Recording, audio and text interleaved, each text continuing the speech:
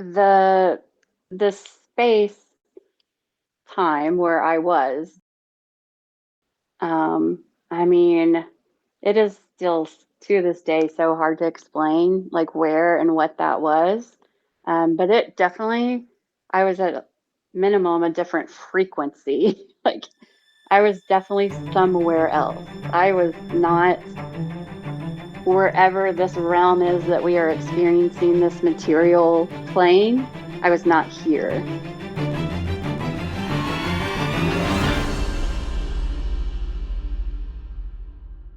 Yes, and many children see them too.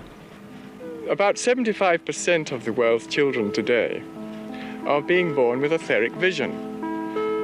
And when your children talk with people and have daydream playmates, the chances are they are actually speaking to some of these people.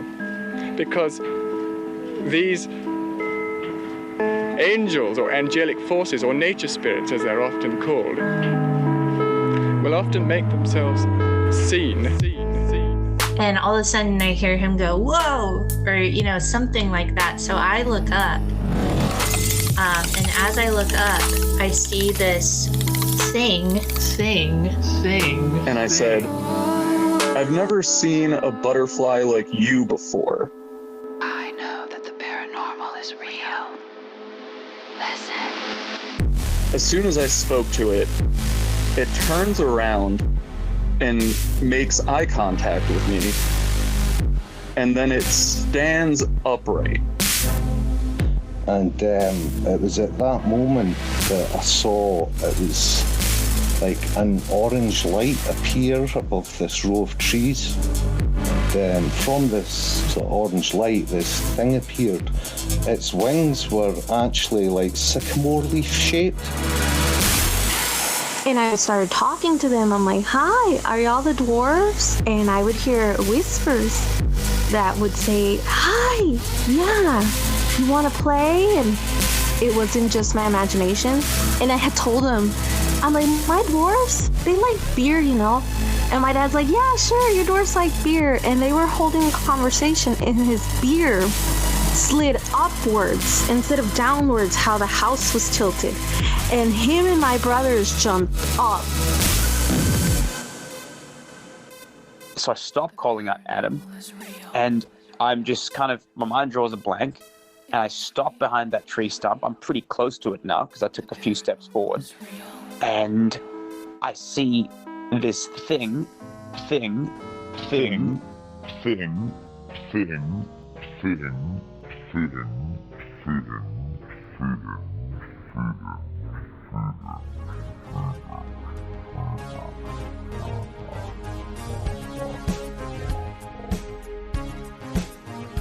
Welcome everybody tonight to Fascinating Fae.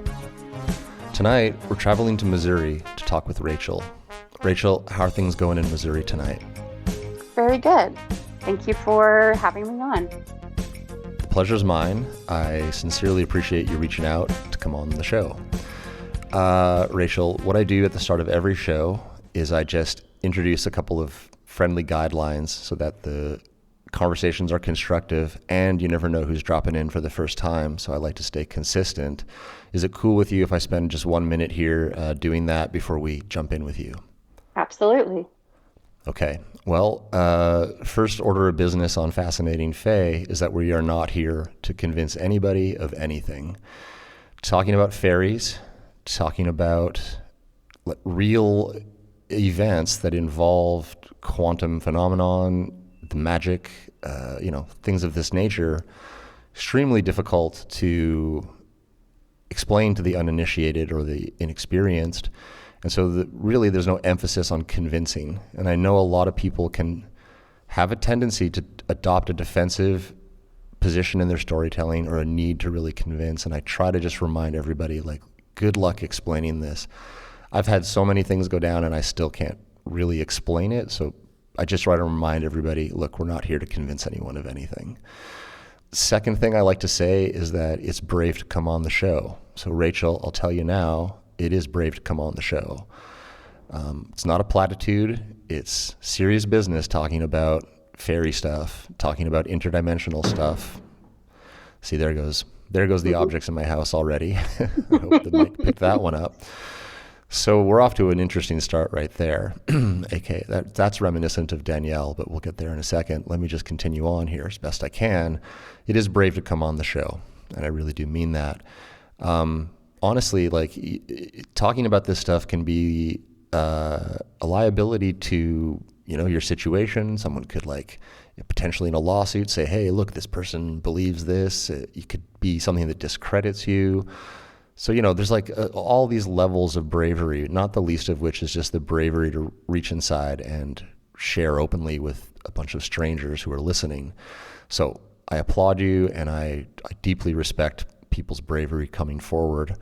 And then finally, just the last thing I always say is my interview style is that I just try to let you really immerse us in understanding by giving you as much time and space as you need to really like build context, weave threads, and otherwise help myself and the audience listening understand what's going on, what's happened, what's bringing you here to talk on Fascinating Fae tonight. So, you know, no pressure, no convincing, brave to come on the show, and you're going to get a lot of time and space from me. I won't leave you hanging. I'll obviously jump in and ask questions. And if I do that, they're just questions based on curiosity, nothing else. There's never a gotcha moment on the show. So with all that said, what I'd like to ask you to do here, Rachel, is if you'd be so kind, just gently, you know, bring myself and the audience into some understanding. Start from wherever you think is relevant. You know, introduce yourself briefly and give us some context, and the mic is yours. Okay, well, thank you very much.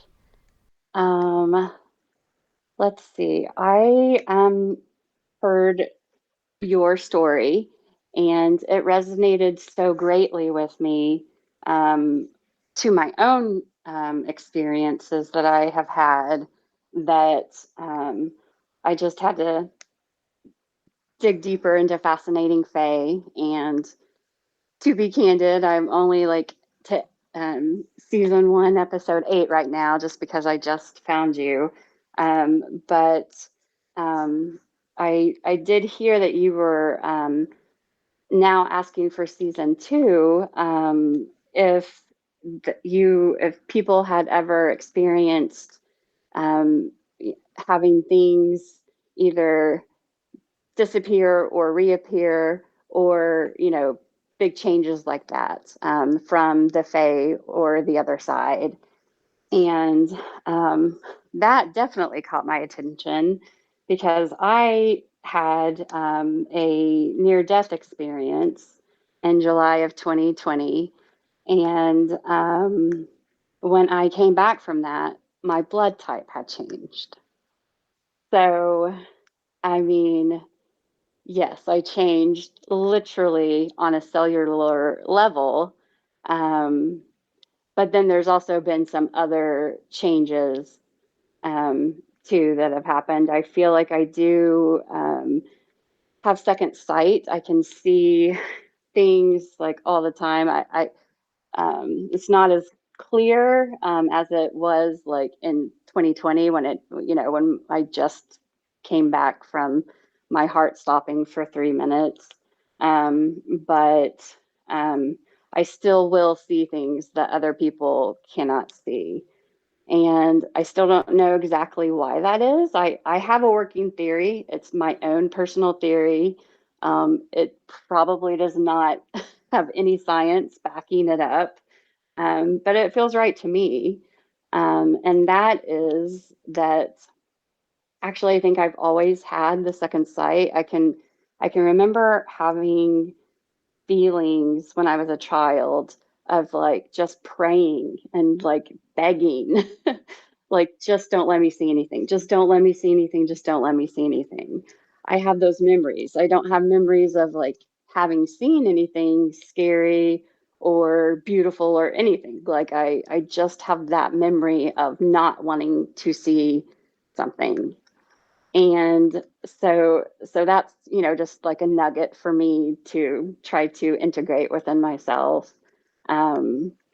But also my eyes literally have astigmatism.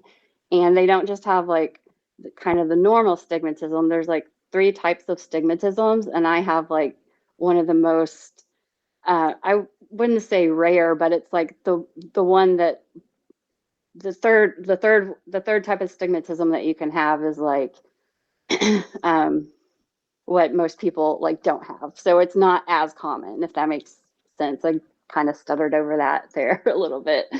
Sorry. But astigmatism is when like your eye, instead of being round, is like a football shape, and it's either slightly like up and down, or so either vertical or horizontal. And mine is neither. Mine is like at a 45-degree angle from that, if that makes sense. So that's just my personal working theory of maybe why I have that sight, you know. And it's very interesting because I don't to this point, I have not tried to interact with anything too much, if that makes sense. I because I don't know what it is, and I'm not sure that I want to engage it fully.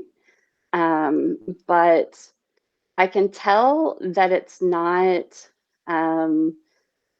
something that most people can see, because I call it that it looks like liquid smoke, because that's literally sort of what it looks like. It kind of looks like a cloud, but it looks like if you were to touch it, and I have touched one of the things, that it would feel like liquid. So yeah. Let me ask you, if you're comfortable Sure. with telling the story. Tell me about your near-death experience. What happened to you that caused you to have your heart stop would be my first question. And then what did you experience during that event that you can recall? Okay, so my near-death experience actually was um, part of having been on prescription depression medication, which I feel like a lot of people are on um, in our society right now. and and we can get to the backstories of those, if that makes sense. That's um, for the whole story. But I had been on pulling myself out of very deep depression for like a 2-year period of time, and on prescription drugs for 2 years. And I had tooth pain, and went to the emergency room and was prescribed another drug on top of that, even though I did tell them, what I was currently on every day. And so they gave me a drug, Prednisone, for pain, which to me doesn't quite make sense. That's really a steroid.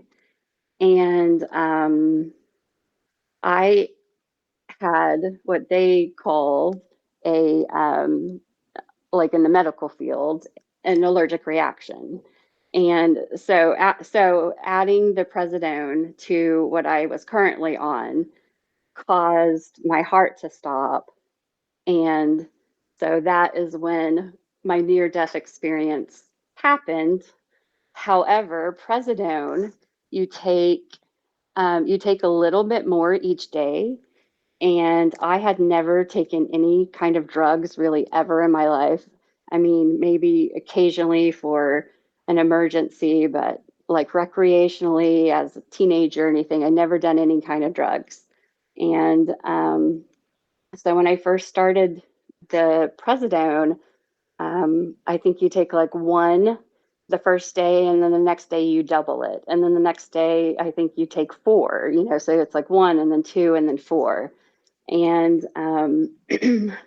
each day, the veil was dropping slowly. I did not realize what that was. Again, because I had no point of reference that there was, any kind of drug interaction happening. And by, that third day, I was not doing well, and my children finally called because they were like teenagers at the time. I think they're 18 and 16 at the time, and yeah, they finally were like, call the the ambulance, and to bring me to the emergency room for help.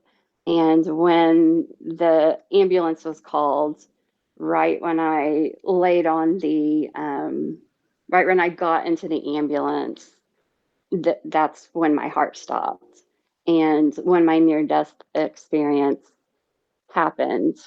And it was the strangest feeling because I could feel that I could still feel my body. It still felt like I was in a body. I guess arguably I was, since I wasn't fully dead. I don't know. um, or, and, um, and I was still definitely Rachel. I was still fully myself, still fully my consciousness. But I was in a completely different space. And it was very beautiful. It was like the space, the place that I feel the most happy, which was like this big, huge, soft, white bed. Um, and it was like in a meadow, and with just grass, and the colors were very vivid. And it felt like home, like you hear people say. Like it really did feel like, oh, I'm home. And right, like when my either heart or mind had that thought, like, oh, I'm home. Um, I had a I had a feeling that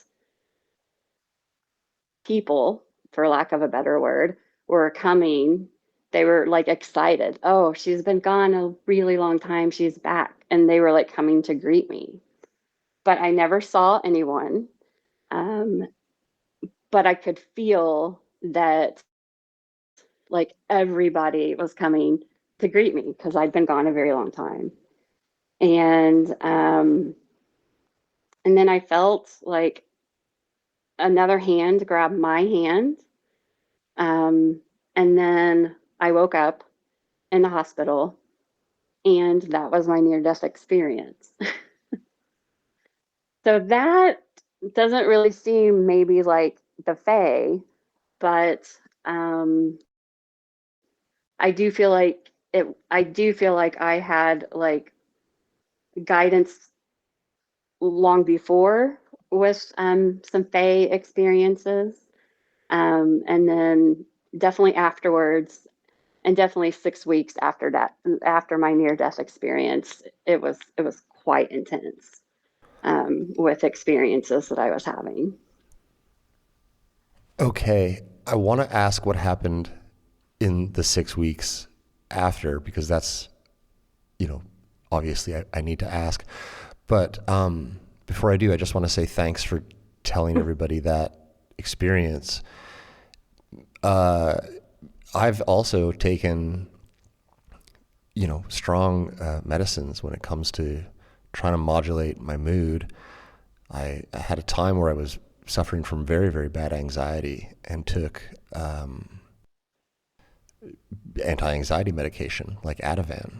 And when I personally tried to come off of that drug, I had tons of problems that led me into the emergency room, because it's really risky to be on some medicines. So I totally empathize with like that bad drug interaction and the toll that it took on you. I'm really glad you survived the event to come and tell the story. Yes, I agree. I am glad too. Um, well, that's one thing. I do feel like I had the choice to come back. When I woke up in the hospital after my heart stopped, I had bunch of knowing that I feel is very different than a belief, at least for me. It's how I distinguish it in my own mind now. Um, it was, and I call it a knowing because it literally is like a feeling in my cells, like in deep in me. Um, and also is not from any kind of background or the way I was raised, or, whatever you would like to call that, programming, what have you. I mean, it was just, it was nothing, it superseded all beliefs I ever had. And I had to give up a couple of things that I loved deep in my heart from childhood and stuff like that. For instance, like the Bible. And that was a personal thing that I just felt that I had to put to the wayside for a moment, because I felt that there was much more to spirituality than we're ever told. And if I wanted to find those answers, that I was going to have to put some of the things that I had in my heart as beliefs my whole life, just put them on pause for a moment and be more open. So I do feel like the biggest thing that I immediately knew waking up, my very first thought was, wow, God is so much bigger than like the religion, the limitation that religion had taught me God is, if that makes sense. It definitely, I don't even think it's a he or a she. Like, I think it is, um, it's definitely not a man on a cloud condemning us to hell. Like, I knew that immediately. And it's really strange for me to have that kind of knowing, because I was raised very much in church. My stepdad of my whole life, was a minister in Texas. I'm originally from Texas. And so, yeah. I'm listening to you, and my intuition is kind of like churning around in my head as I listen to you. I find so many elements of your story to be just utterly fascinating. I mean, one of them that really sticks out to me is your blood type change, where you kind of let off as you started to share. And I got to be honest, for the audience listening, I knew that one detail just before I went into the conversation with Rachel tonight.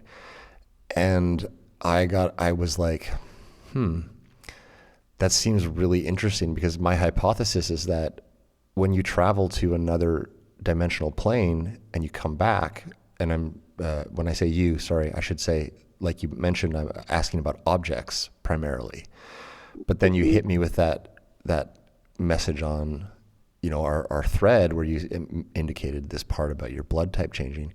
And so I did a little research, and I was like, okay, was that a thing? And extremely rarely, like in the case of like childhood leukemias and stuff, there can be a blood type change. And I'm talking like extremely young children, like Right. infant to 3 type of thing. And with extreme leukemias, which, through the course of whatever the treatment is that is going on there, can produce blood type changes, but that's about it.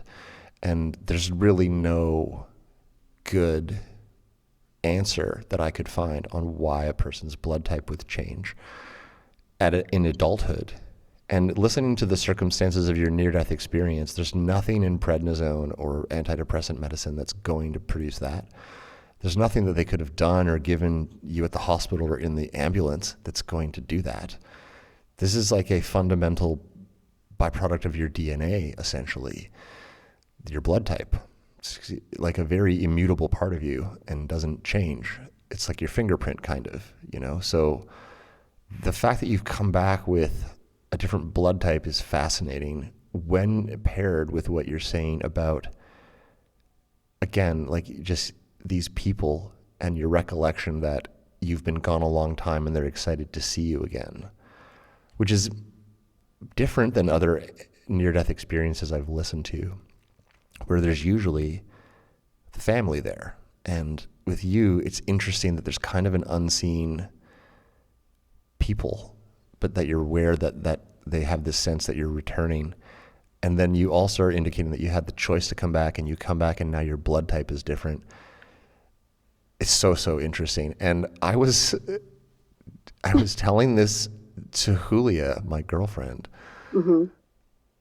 I was like, this woman I'm talking to, she's told me her blood type changed. And just as casual as putting butter on toast, she's like, oh yeah, that happened to me. And I just Your girlfriend said that? My girlfriend said that to me. And I said, Wow. Julia, what are you talking about? Julia's Turkish, and sometimes her English is not. She doesn't catch what I mean, like at first, or something. And I said, Right. no, Julia, I'm saying her blood type changed. She said, no, that happened to me. I used to be this blood type, and then now I'm that blood type. And I said, when? And she said, when I was 23. And I said, what happened? And she was like, in the hospital, and she had found out during this procedure in the hospital that her blood type was different than it had been her entire adult life. And I'm trying to explain to her, like, that's not common, Julia. Like, it's really, really not common. Anyway, I digress, but my intuition is just like circling around the sphere of my consciousness now is kind of like buzzing, because I'm actually really picking up what you're putting down. I think I really feel what you're saying here. So, Well, okay. Well, that nugget from you, like, Oh no, I can't. We can't even unpack that right now. This is your episode. If I start in there, the audience is gonna shit on me for trying to make it all about me again. But well, it's not though, because what's funny is, so 23 is my number. Like, it's my birthday. It's my birthday. And I will show you all this. I have medical documentation of the blood. And so for me, the blood type changed from,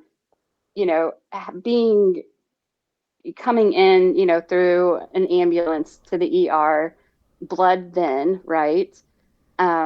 Before my heart stopped, and then blood after. It really freaked them out. It freaked them out. It was in that day, that same day of that incident. So go ahead. you just told me you're only on episode 8, but here's Right. no spoilers, but by the end of season 1, Julia and I had met, and she's from Turkey, I'm from Canada, and now fast forward to this exact moment I'm talking to you, we live in Costa Rica together. Oh wow. Like a love story for the ages, right? And Yes.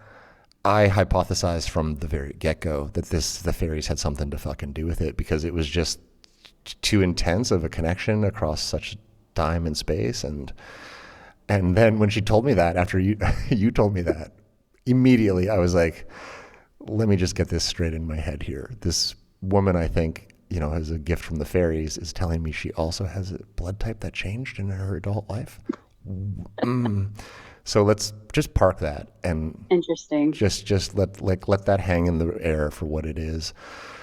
But intuition plays a big part in the game that we are both playing tonight, Rachel. And so fair is fair. You're going to tell me what if your intuition does. I'm just telling you what's happening to me right now. And the fact that your blood type changed mid-ambulance ride is some trippy motherfucking spooky action at a distance. I really think that the molecular structure of things that go back and forth between the planes change. And the idea that in season 2, especially, the idea that some people are fae or are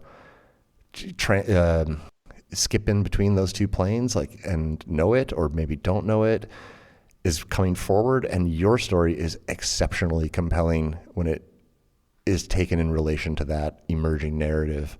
I'm thinking about people like Lynn here, especially, who has this liminality to her where when she sleeps, she has this total recollection of an other self, paired with what you're talking about coming back your blood type changing mid ambulance ride, and all these things that you're gonna like tell me in a second here, and everything you've already said. I'm really feeling you. I just want you to know, like I'm following this quite well. So, okay, what did you Right. see in the weeks afterwards? Like, what else changed beyond this knowingness? What did you see differently? I guess is my question. Well, so that very first, knowing, waking up, and I call it waking reality because I am a huge dreamer. I have always been a huge dreamer, very lucid, very precognitive, meaning I dream something and it comes true the next day. I've done that as a child, as a teenager, and forward, and definitely now. So when you dream like that, life is can be really trippy, like really trippy. Um, but anyway, let's see. So the 6 weeks after that, I know I well, just to back up one thing, I was thinking when you were talking about, when when objects go missing and come back from the Fae, um, that you are suspecting that the molecular structure would have changed. What I find interesting about like a near death experience is that my body technically didn't really go anywhere. Maybe it did. I don't know. Maybe some of it did, but I really just feel like it was really just my consciousness. Although I did still feel like I was in my body, but you know what I mean? It's not like my body disappeared. My body was always accounted for in the hospital. Um, but that's why I say like at a cellular level, because I think we're much more than just the physical body. I definitely believe that we are multidimensional beings. um, we ourselves are, not just the Fae. So that's what I think. Honestly, what you said there is so incredibly fascinating. Not that I didn't think about that, but you just made me think twice about what you're saying. That is remarkable because this is not like what I'm describing where a can or a ring disappears and then comes back later. You were in that ambulance the entire time. And so the change is even more befuddling, isn't it? Yes, Yeah, right. yes. But if I could back up to one little incident, I mean, it's not little, I guess, but um, the 3 days leading up to that near death experience, I kind of refer to it um, as my trip to the moon because it was very trippy. And I guess I was having like maybe the slowest drug trip ever, and I was unaware of it, which is even trippier. um, but yeah, the veil was definitely just slowly dropping. And I was being shown like all kinds of different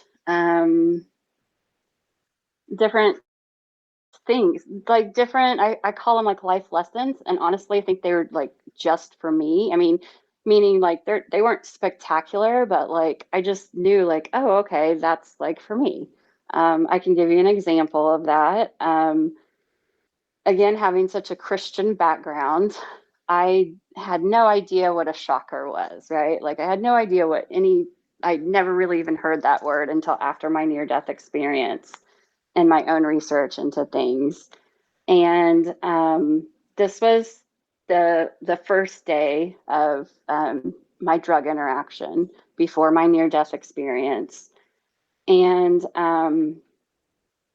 I was having some anxiety because my mom and stepdad were coming to town for my daughter's high school graduation. And I just was, slightly anxious about that. And when I walked into my bedroom about waist high, um, my jewelry box flew across the room, right? Like flew across the room and hit the wall and everything fell out. Very dramatic, very dramatic. And but when it happened, I was like, I didn't think, oh no, that was like, I wasn't scared. I did not think if that was a ghost. I just was like, oh, I feel like that was like, that came from like my own energy. Like, I feel like that came from like my stomach or something, you know? And then fast forward to researching about chakras, and that's like around the area of either your root for women, your womb, and your sacral chakra. And I would say for sure all of those were all very stuck points of energy within myself at that point in time. And it was just a tiny little life lesson for me of like showing me this is real. This is like something you need to look into. And it was confusing enough that I did do research and figured it out for myself and found a good answer, I think, of what that was. But I do find it interesting that I not for a moment did I think that that was a ghost or poltergeist. So anyway, That's so fascinating to me. I got to jump in. I know you're kind of early into the season of season one, but all throughout season one, the tail end, I just keep saying like they're us. These things are somehow us. And what you're telling me right there is right bowling strike right up the middle of my fumbling hypothesis, which is somehow it is somehow us. And I don't know if the form is like a psychological protection mechanism where our own psyche is creating this essence of a fae in order to obscure the fact that it's us who is this powerful. Like it's far more easy to accept it's another entity than it is to go, oh, that's me doing all that. I don't know if that makes sense what I'm trying to articulate or not, but 1,000%. Yeah. No, yes, that is, I mean, 5 years after my experience, that's where I still am. I mean, I came to that, like I had that knowing waking up in the hospital, you know, that, oh wow, we are powerful. We are powerful beings. And um but that's just hard to comprehend, you know. I do think we're interdimensional, like you're saying. I Yes. do. I think that this is one dimension that we're in, and it is as illusory as all of the other dimensions, which are both tangible and intangible simultaneously, which is how you account for flying jewelry boxes. Right. Because it's the tangible intangible. It's like, yes, there's physics because any good rendering has physics. You know, if you play Halo, there's physics. You know, the character is bound by the physics of the world in which the game is occurring. And I'm sure that, you know,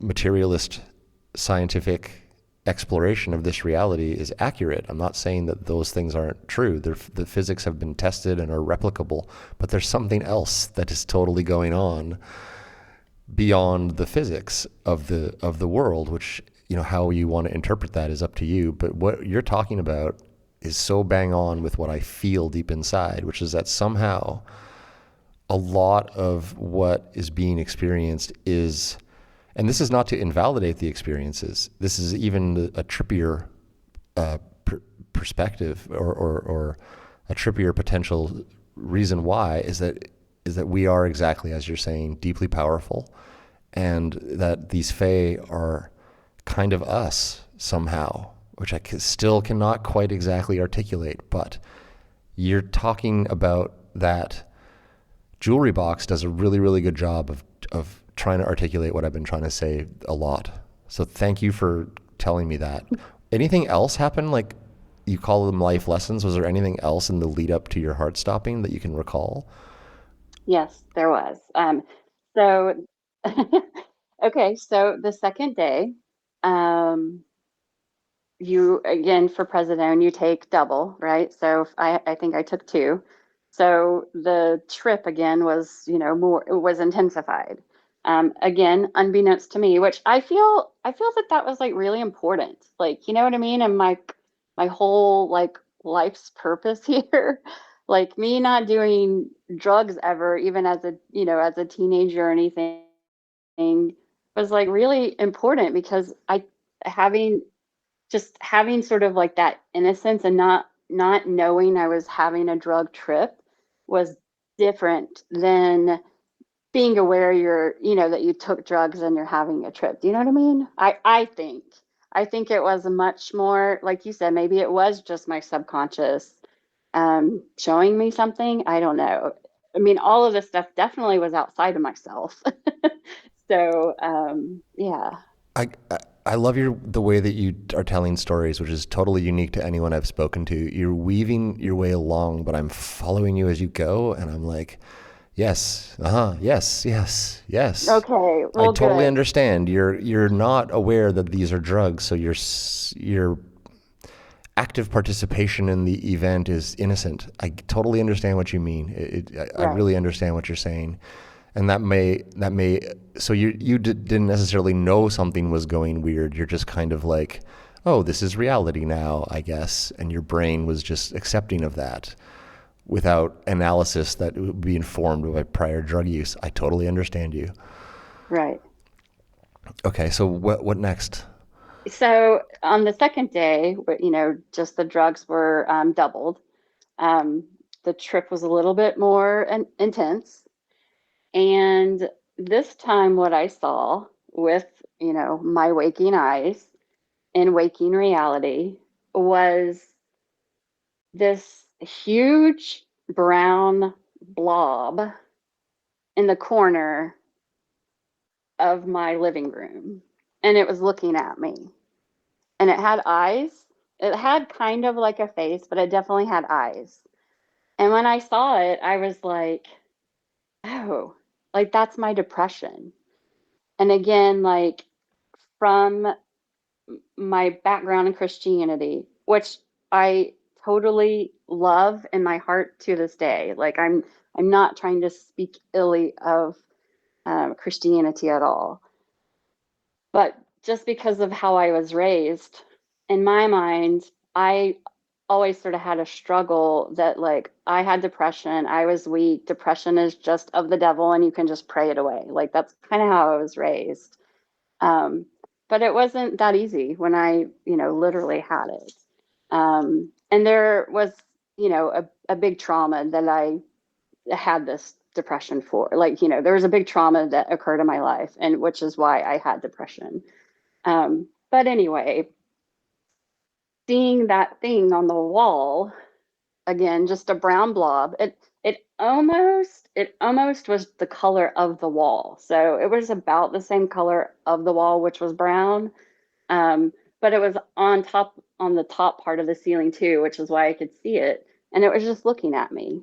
And I just had this very logical thought, oh, that's my depression. And then I was like, oh, that's what demons are? Like, that's so funny. Like, I just started laughing. I was like, that's what a demon has been this whole time. Like, that's so ridiculous. It's not even scary. Again, because in my mind, I'm like, oh, my, demon of depression. Um, so that's the second day. Wow. Okay. Um, when you say like it had eyes, just tell me a little bit more about the features that you can recall, if that's okay. Um, I mean, it was pretty big in the corner. It kind of, I mean, I'm trying to think of like it, I guess it almost looked like a bean bag, maybe somehow, like kind of like, again, I'm sorry, maybe the size of a bean bag. But again, it had the cloudy, it looks like the same as like a cloud and liquidy. And I kind of feel like there is some science coming out now in the last few years, I think, of, plasma beings. So I think that that's what it was. I do think it was there. Um, but I don't know how to explain it. Like, um, although like my son was there and he could not see it. He couldn't see what I was seeing. So I don't know, but at least like that's what it looked like to me. It looked like cloud, like the size of a bean bag, and it just had like black eye. It was brown and it had black eyes, but it didn't really have like a truly humanoid face. And it was just looking at me. So I feel like I didn't think this in the moment that it was happening, but upon reflection, um, I feel like it definitely was an aspect of me because it was self-reflecting. You know what I mean? Like it had awareness, and I don't know how to explain that. I just knew that that was like my depression. One of my favorite guests in season one, I'm going to blank on her name right now, but she's a British woman. She actually saw, like, not exactly what you're describing, but in the vein of this concept that you're putting forward of self-reflection. She saw like a fully embodied entity on her bed, black, shadowy, like you're talking about, moving, bouncing around on her bed, like right down to like being able to see the sheets moving and the thing depressing the bed, like someone was really there, you know? And she sort of mustered the wherewithal to say, like, who are you? And the answer was, I am you, which is one of my other favorite kind of like moments of this hypothesis that the Fae are somehow us. A lot of your storytelling there about in the day one and day two of the drug use is kind of really complementary to that idea, that inner question of how much of the phenomena is external and how much of it is really a self-reflection, like you're saying. Was there anything else that happened in the lead up to before your heart stopped that you can recall, or is that the extent of it? Well, that's kind of it. The only other thing that happened before my near-death experience and my heart stopping was the evening of that second day, because the third day is when my heart stopped. That evening, I feel like I don't know what I would call it. I still don't know exactly what I would call it, but it's like all of my thoughts and worries. Like I almost went through every single thing that had happened to me in my life. And I would say it was like in my mind's eye, much more than anything material outside of me. Um, but I mean, I was kind of like seeing flashes of of you know big points in my life, like my marriage, my children. I have two children, my divorce, things like that, like big tickers in the timeline of my life. Um, Not quite like a life review, like I've heard other people describe. It definitely was not like that. Um, but it was just like a reflection of that. And part of my problem personally at the time was anxiety. And I was such a worrier. Like I worried about everything. I mean, everything all the time. And I mean, debilitatingly so. Right. And so yeah, it was like, that was like the thing right before my near death experience the next day was just, um, like a, just like a timeline of my life and how I got to where I was right at that moment in time. It really sounds like you were flickering towards that NDE, like you were Mm-hmm. slow motion going to it. And it's so interesting, like conceptually, when I'm truly fascinated by everything that you're saying. It's a real treat to talk to you because you're a fascinating guest. Thank you. Well, like you're talking about kind of unlocking telekinesis, and you're talking about unlocking visual self-reflection of what, like, I often do think that these, gosh, it's so interwoven and complicated that it is really hard to know where to start your discussion points. But like basically what you're saying about seeing depression physically, you're not the only person who's come on the show who's talked about like an embodiment of a strong emotional thing that lives within them, be it anxiety, be it depression, be it anger. And anger is another good one. Mhm. as somehow being like not just like conceptually like, oh, this is a feeling, but like there's an actual entity kind of representation to that feeling that can Mhm. both like be in you and be made to leave. I also think it's really interesting, like that kind of breakdown of like the prior understanding that's informed by dogma of like you can pray this away, and like the kind of jumble that your brain is undergoing, and then the way that you come out the other end. So when you come back from the NDE, anxiety is gone, I'm guessing? Um, yes, because the the space time where I was during my near death experience, I mean, it is still to this day so hard to explain like where and what that was.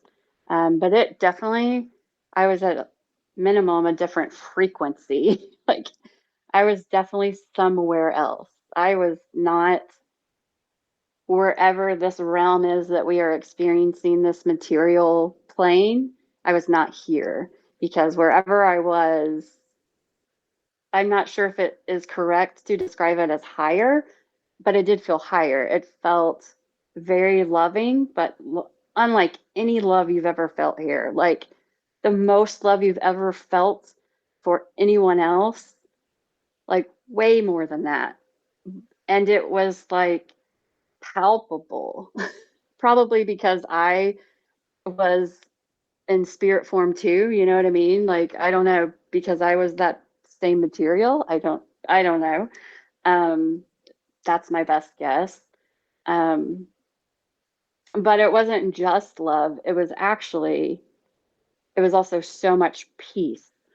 And I do call it um, the peace that passes understanding, which is a biblical reference, I think. Um, but man, like I had never experienced that much peace in this realm. um, and definitely in my life. And when I came back into waking reality, I could still feel it. Like I could still feel that peace. And I mean, I was changed. I was literally changed, I guess, from the inside out. It's so strange. I've never articulated it that way, but just talking to you about it, um, yeah, I think that's what happened. So yeah, the peace, yes, the anxiety, especially to the degree that I had, uh, was just beyond words. I still can't really articulate that very well. Um, yeah, and then I mean, I definitely don't recommend this, and if you need to cut this out, you can. But like, I mean, I immediately even stopped like my anxiety medication. My two I was on two different medications, anxiety and for um, anti an antidepressant, and I stopped those immediately. Not just because I didn't need them anymore, but because I think wherever I went through the layers of the cake here up to wherever I was. Um, and I don't know how to explain it, but it's like I could feel all of those frequencies. And so it's almost like I sort of knew that like whatever they are doing with prescription drugs is not kosher. Like it is not good. And so I personally decided, yeah, I'm done with that. And I did have like kind of, some physical uh, reactions to doing it just abruptly like that. So I definitely don't recommend that to anybody to do. But it wasn't like as bad as I thought it would be, which could be because maybe I was changed so much. Honestly, what you're saying is just fine to talk about and actually super important. I agree with you that the over medication of the population is a kind of evil spell. and I really think it's something done knowingly. And I think that Yep. as weird as it might sound, but hey, this is a fairy podcast. I think less of it is about addressing your depression and your illness, and much more of it is about casting an evil spell that maintains a type of evil grip that they have on this plane. Yep. And I do struggle all the time to get taken seriously when it comes to this sort of stuff, but there is, a weird crossover between fairy discussion, fairy experience, and then a pretty quick and bumpy ride down the conspiracy rabbit hole to realization that this garden that is naturally what Earth exists as has been absolutely corrupted, and a healthy part of their success of that corruption lives in the minds of all the people. Hence the violence porn, the porn, the shit food, the struggle to survive, all these artifices that are not naturally occurring are the ones that beset people and drive them naturally to seek these medicines. The medicines, I think, like you're saying, can be, I don't know, they do more harm than good, I think is what you're talking about. Yeah. And metaphysic harm is what I'm saying. You know what I mean? Yeah. Like harm to your innate psychic abilities, for lack of a better placeholder word. I do think that these medicines are meant to dampen down a big percentage of the population so that the overall vibration syncs with it. And I think that that's a tool that those in the know are, I think manipulating to create a lot of the calamity that we see here in this plane. And it becomes really, really hard to fight back with positive energetic expressions against it, because it's like a fight versus good and evil. Like in the Bible, it's never not been the same story. Unfortunately, we're still right in that same quandary that humanity has always been in for time immemorial. I honestly think everything you're saying is right, bowling strike right up the middle. But just to kind of put a pin on something you said, I'll just offer my own story. I used to take Ativan for anxiety, and I had a super hard time coming off of it. I mean, really difficult physical symptoms. At one point, I did try to stop cold turkey like you're describing, and I mean, I nearly had seizures because there's such a, and it's so, I'm speaking just completely honestly here. At the time that I was taking the Ativan, I don't even know that I really felt it. At times I thought it wasn't working. And it wasn't until I tried to stop taking it that I realized the super profound impact it was having on my system. Mm-hmm. How I ended up stopping was I went to a compounding pharmacist, and they literally decreased the dosage by 0.10 of a milligram every week by making me specially compounded versions of the pills. So I would just continue to take it, but every single week the dose would reduce by 0.10 of a milligram. And it took me almost a year and a half to titrate off to the point where I completely had it out of my system.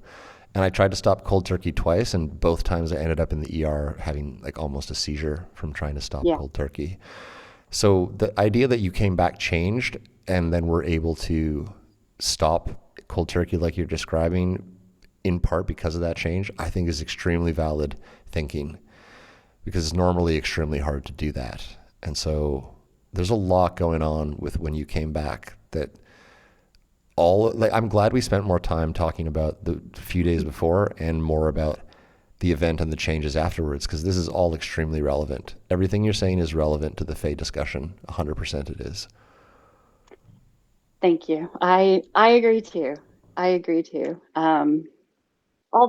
Well, and I mean, I know, for lack of a better way to explain things, because we have to articulate things in this realm, that just like the word God. So when I came back from my near-death experience, it was very hard for me to call God, God, because it was not the man condemning us to hell from the cloud. Like, that was, you know what I mean? Like, I don't know that I really thought that, but like a little bit, you know what I mean? But just being where I was, like, I knew that God, first of all, it's not hell, right? Like it's not about that at all. Um, and I'm not saying that there's not good and evil. There definitely is good and evil here. Um, but I do even think that some of the evil is to make us better. And I that's from my own personal experience, my own personal trauma, and also the way that I have released that with help, I think, from the Fae, um, because it had to be shown in a very like, you know, dark night of the soul shamanic journey, which was basically what I feel like the 6 weeks after my near death experience was, um, up until, this point in time, 5 years later. So it's still a journey. It's not as dark anymore. I'm in a much different place than I was. Um, and I honestly feel like I have been given all of the relevant answers that I need for myself and my own journey. Um, for me, which is, the most important, right? Like, meaning, like, I think all of us will get all of the answers that we need, but it is very benevolent. I can feel the benevolence sometimes where, like, I don't realize I'm not quite there yet. I'm not quite ready to have that understanding. And I want to distinguish that then, because I feel like some of that then becomes like a true integration of knowing again at the cellular level. And I don't care what anyone else outside of me says. If I know it as like an internal thing, I'm good with that. I don't need validation from outside of myself anymore for certain things. So, At the very least, I've got to say, this conversation is really good for me. I yeah. have like wondered about a lot of this stuff, and you're probably the first person I've spoken to in maybe over 60 episodes, probably exactly because you had a near-death experience, who's coming back to me with these like reflections and insights on some of my hypothesis, and you haven't even heard half of what I'm referring to. So it's so genuine. The fact that you've kind of like given me so much reflection of some of the things I've been like grasping at with my pondering. I think I annoyed everybody who listened to season 2 in the last half of the season because I just kept saying like, I think they're us, or somehow they're us. And I didn't know if that was like they can read our heart, so they just feel a little bit like us because or if they're feeding off of our energy to manifest, or if it's truly right down to kind of like that experience you're talking about on day 1 of your lead up to your NDE, where the jewelry box went flying. I find your reaction to that so fascinating too, where you just didn't think that was a ghost. Did it shock you, or were you kind of, you think, under the influence of the drug interaction at that point? Do you remember feeling like, what the fuck was that? Or was it like... Yes, I do remember like it felt, I don't, for lack of a better way to describe it, trippy. It was a very trippy feeling. But again, I didn't realize I was having a drug interaction, right? But I knew something was different. Like when I first went into that room, I was like, whoa, like I'm not alone. Like this room has so much happening in it, but like I couldn't see anything. I was like, what? I felt like I was on the Truman Show. Like it was so weird. Like it was so weird. I was almost like hit the fourth wall or something. It was so strange. It was a really strange, trippy feeling. And then that happened.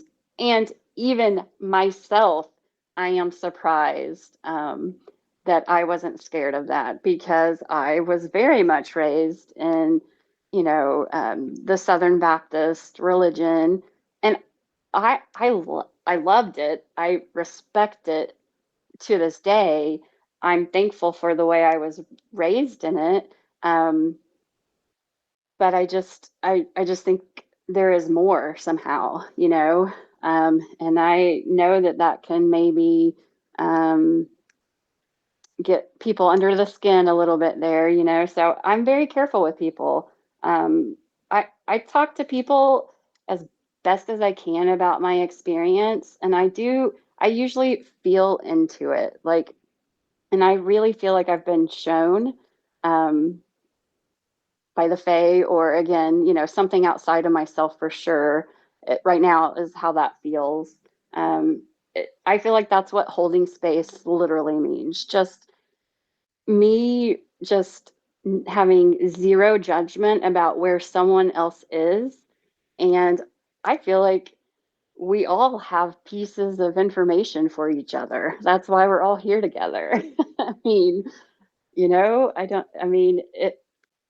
it's so strange. It's a very individual journey, but at the same time, we are all here collectively, and that's the trickiest part. So I do think that, just like you're saying, the Fae, like everybody, uh, or that somehow the Fae are a part of us. I think that everybody that comes into your life is supposed to, for some reason. So I know that's a little trippy to think about too. Well, no, predestination is a big part of the mindfuck here, because there's so many events Right. that are that draw into question the nature of linear time, first of all, and then beyond just the nature of linear time, which is just a technique for them to make a point. There's the whole larger omnipotent perspective that they would appear to possess, because maybe a lot of life is all happening at once, not just in a linear timeline. Like maybe it's all kind of a energetic sequence that can be rearranged to produce different harmonies and pitches, rather than thinking about it like a point A to point B line. You think about it as a frequency in motion. And maybe it's just all the universe trying to fine tune itself through all these quote unquote synchronicities, And I do think that like the energetic flow of the collective can be modulated just the same. Like if enough people listen to a show like this, what's the upper threshold tipping point where the whole collective consciousness just now dominoes, and all of a sudden the Fae are out from behind the veil, or maybe more correctly, more apt to what we're saying, our own true nature is revealed to ourselves. I do think that when you look at there's so many strands of seemingly unrelated topic material that when you kind of get deep enough into this whole Fae thing and you look at it, you can go back into even some ancient archaeological sites that defy explanation of construction. And you say, well, what if, back in the day, human beings were a lot more in touch with our capabilities for doing exactly what you're talking about. In your case, it's a jewelry box flying across the room. But what if, 1,200 humans in a group collectively focus their intention on a big rock? Could they get it to the top of a hill without touching it? It's just the little traces of evidence throughout time that we've always had these capabilities, and or we've been working in the past with Fae or others with these capabilities, is pretty compelling when you draw that analogy to your jewelry box, or to this little coffee cup that slid on the table between Julia and I, or the dozens of other stories people have told me of objects moving, disappearing, reappearing, coming through walls, coming into secure locations. I think it's deeply educational about the nature of reality. So it doesn't surprise me that the first thing that would happen is that you would watch reality break with your eyes and something move that shouldn't move. Because I've said over and over and over again on the show, the reason the Fae do that is because it's instructive. They're trying to cement the parable in your mind. Reality is not as real as you think. Ha ha ha. Deal with that. It's really interesting to me that that's kind of the first thing that happened on your journey of change. Because I think that yours is a condensed version in the 3 days leading up to your NDE, but for many people, the Fae interactions start in exactly the same way, which is an impossibly moving object. I even think about Becky B in Australia and the little Lego dinosaur that just fell off the top of the TV while her and her husband were standing talking about this gnome named Grimble Grumble. It's so interesting that the first thing they do is they do something with a physical object in reality. it's like a key or something that unlocks the breakdown of reality, and now the veil is kind of disintegrating, and it's all jumbling together, and your mind is shifting phase, and you're like, whoa. I think you said it well, when it's kind of like the room changes underneath you. You know what I mean? Like it's, yeah, very interesting. Yeah. Okay, well, what kind of things did you see afterwards? Now, I could ask you still questions about just the jewelry box for an hour, but it would bore the shit out of everybody. So what I'll do is I'll just move on out of respect for your time and the audience's time, not for lack of fascination on these other things you've already said. But if you'd be so kind, and just sort of take us into some of the stuff you saw afterwards, I'm definitely dying to know. Yeah. So, for about the 6 weeks after like my near death experience, I would say I was definitely vibrating, resonating, however you would like to describe that, at a very different frequency than usual, than I ever had, for sure. And so I feel like that's why I saw with my eyes in waking reality so many shocking things. But again, um, and I say shocking because, I mean, yeah, they got my attention, and it felt scary for sure at times. But I never was harmed. I never felt harm or anything like that. Um, but I do feel like that was part of my, yeah, spiritual, um, just my spiritual journey that I feel like I've been on ever since. And it's kind of funny to say it like that because, again, I feel like I was definitely very religious before, although, in the like you said, uh, predestination of life or what have you, like the way I was raised actually made me not raise my children in religion at all. I wanted them to, uh, um, I wanted them to have the freedom of choice for that. Um, but I don't feel like that was a conscious decision at the time. It was that did feel sort of just led or subconscious somehow, but it still happened. Um, and I do feel that I came back from my near death experience for my children's sake, because I was like, oh, I can't leave yet because like they don't have quite enough. Like I didn't raise them with anything, but that means they didn't have any kind of spiritual guidance. Um, and I do feel like that is somewhat important. So I feel like I came back for that, and for them. And so let's see. The first thing that happened, after the 6 weeks, or I'm sorry, after my near death experience, like one of the first things that happened, and again, I feel like these are little life experiences, life lessons for me, again, for me personally. I don't ever expect anyone that I tell any of my stories to believe it, because it's quite unbelievable. But again, I only share it with people that I feel need to hear it, or wanting to hear it. So the first thing I saw was, a shadow person step out of my bedroom, and it was very shocking. Like I was sitting in my living room. My bedroom light was off, so it was dark. I feel like that is an important, um, part of the story. It was dark, so it stepped from the darkness into the light. There was a light in the hallway, but it was kind of short. I'm kind of short myself.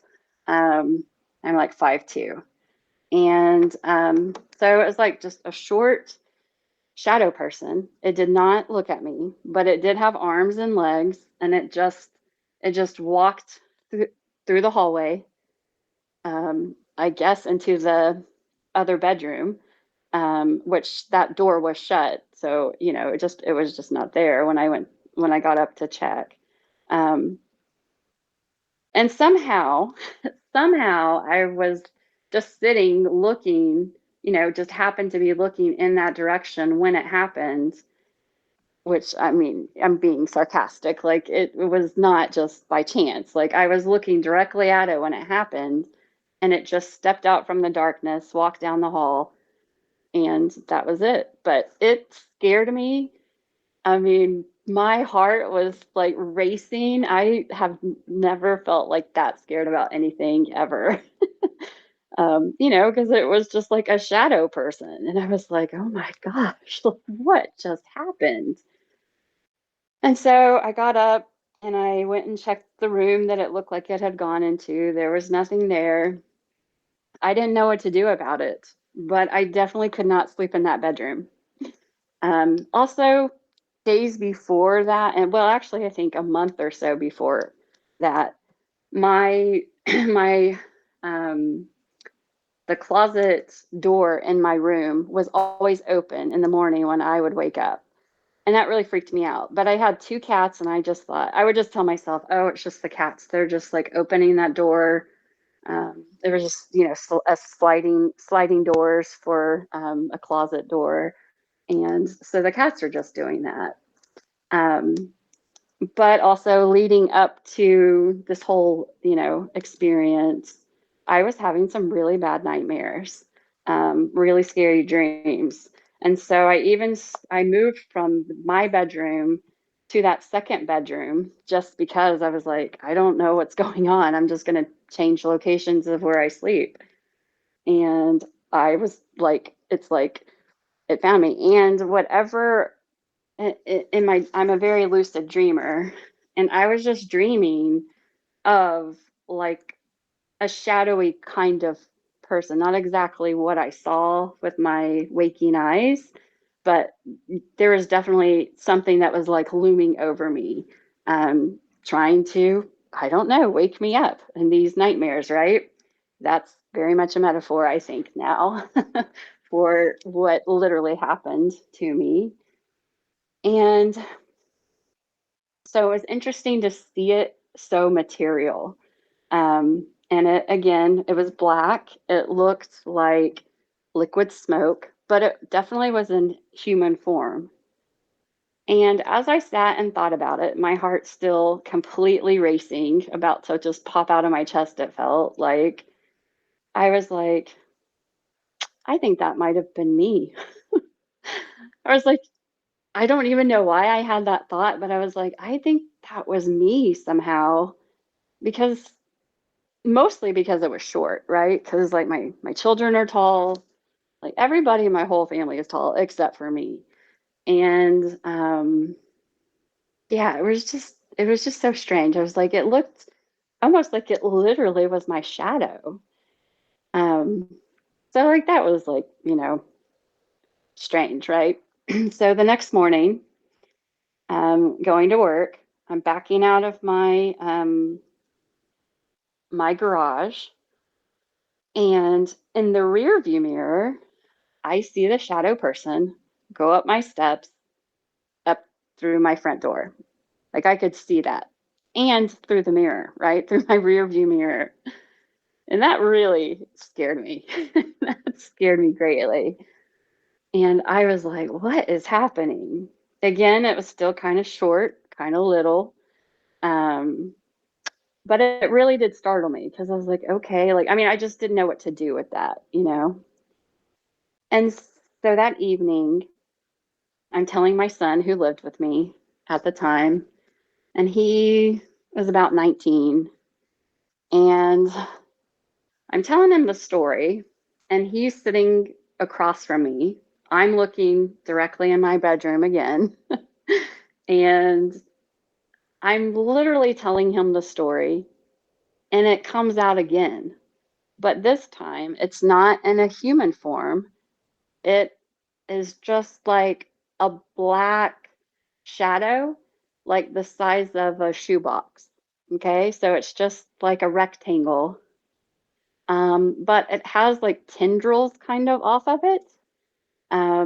Again, very smoky, like cloud, smoky like. Um, Sorry, smoky is not the right word. Cloud, like a cloud, and liquidy. Like it definitely, there's a liquid, there's some sort of sheen or something that it definitely looks liquidy.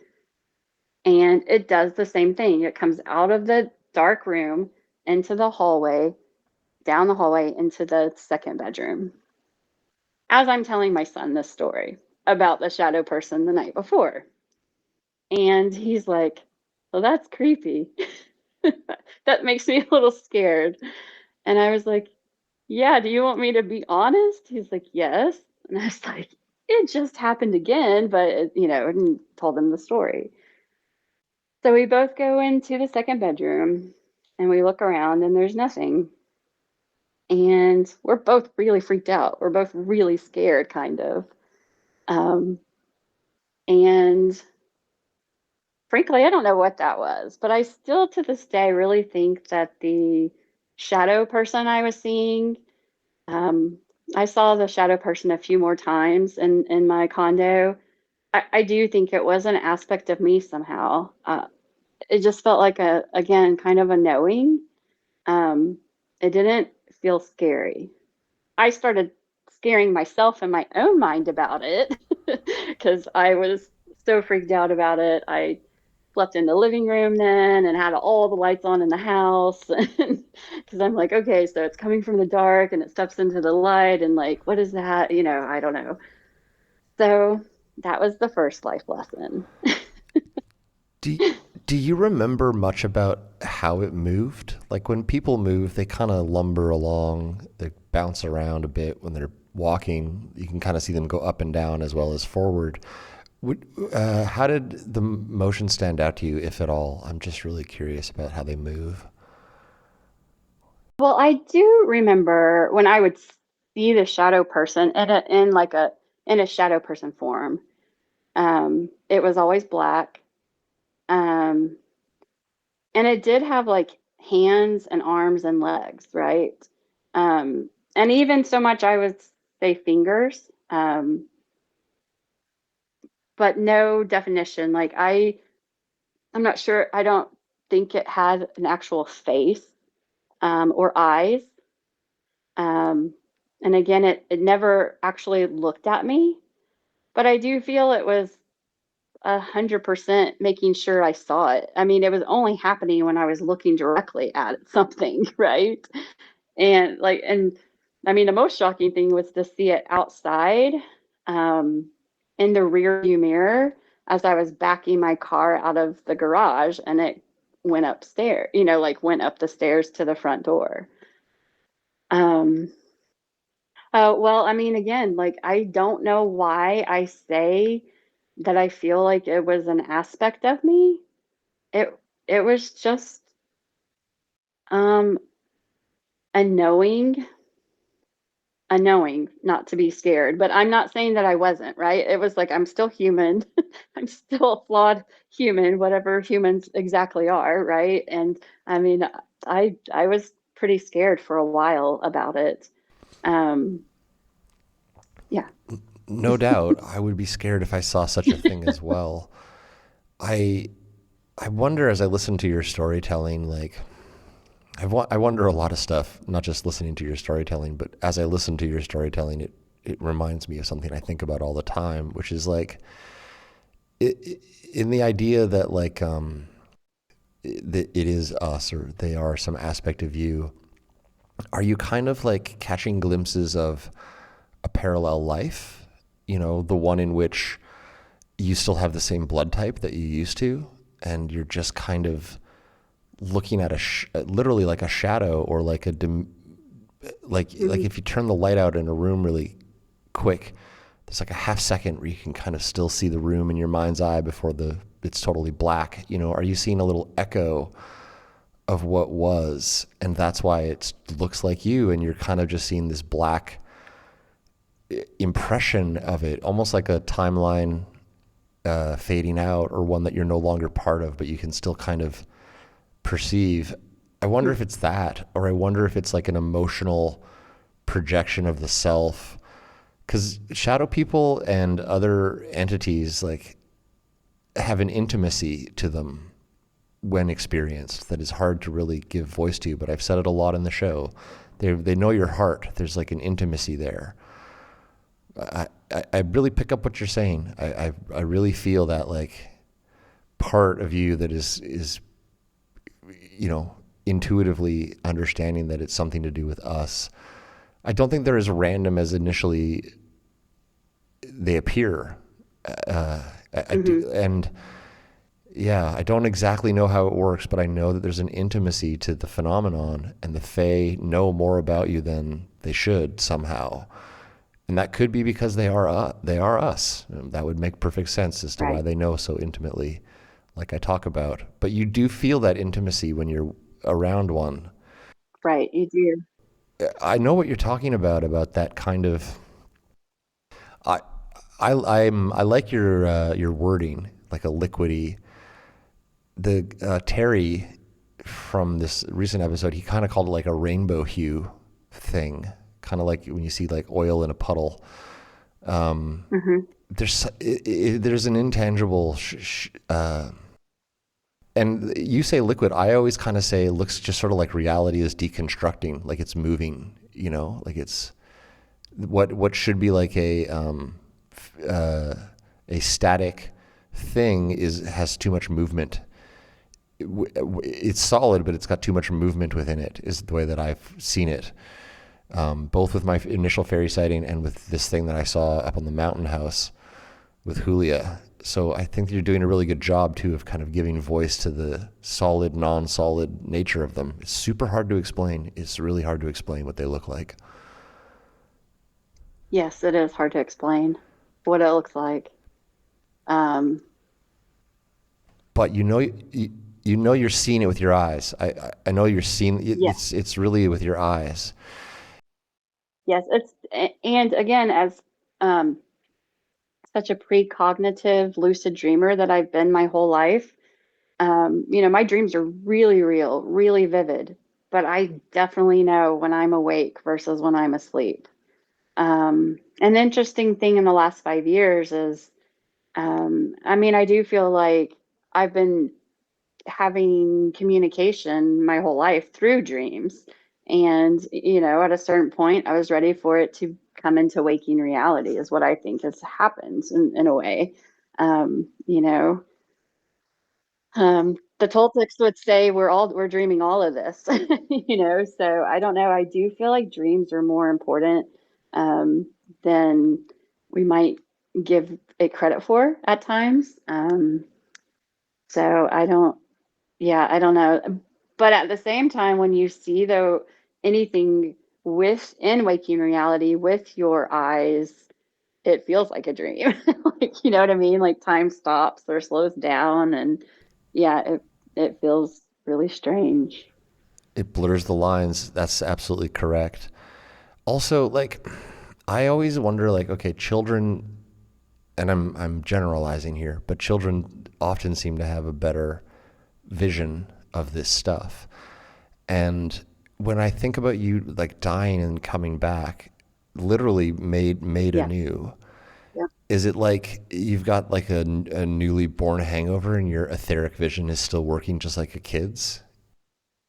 Wow. Yeah. That is so, I'm sorry to interrupt you. No, please. What's your response? That got me good there, because like that is so interesting, because like I think I said it when we started the podcast, like I feel like I have a memory being a child, like saying like, please don't let me see anything, please don't let me see anything. But I wonder if it is actually what you're saying, that like it's like I was quote unquote reborn. And that's interesting. Yeah. I think that like there's a lot going on there. So in certain people, the etheric vision is intact, and it's through social conditioning or just like lives in modern society that we lose contact with the skill set, and it's deeply unsettling for us because we're separated from source. And what you're describing is so interesting because, again, I'm just kind of following my intuition about why it would be that after your NDE you're seeing like this, and it does just immediately ding ding ding in my head. It's just like being a kid again, like you're just born anew. Yep. I've never had that thought. That is important for me. Thank you. I needed that. Well, I'm always the first one to say there's no expert analysis on Fascinating Fae, but I can offer what I am myself piecing together as I go along. And there's something about the way kids see and then they lose it. And then it's just really striking to me that like after you come back changed, literally at the cellular level or from within, because like biology is illusory, just like any other part of the illusion that we're living. But like if you look at quantum physics and quantum biology, they're proving that a lot of animals can see the quantum. And because animals aren't like, sitting in school or sitting in front of TVs, they just keep that skill set forever because it's never conditioned out of them. And so when you think about people like waking up their vision, I think it is literally like biology being activated. And in your case, I just think that like in a younger person, in a child, the biology is pure, like not like, because any biological system that you possess can be kind of atrophied out of you if you stop using it.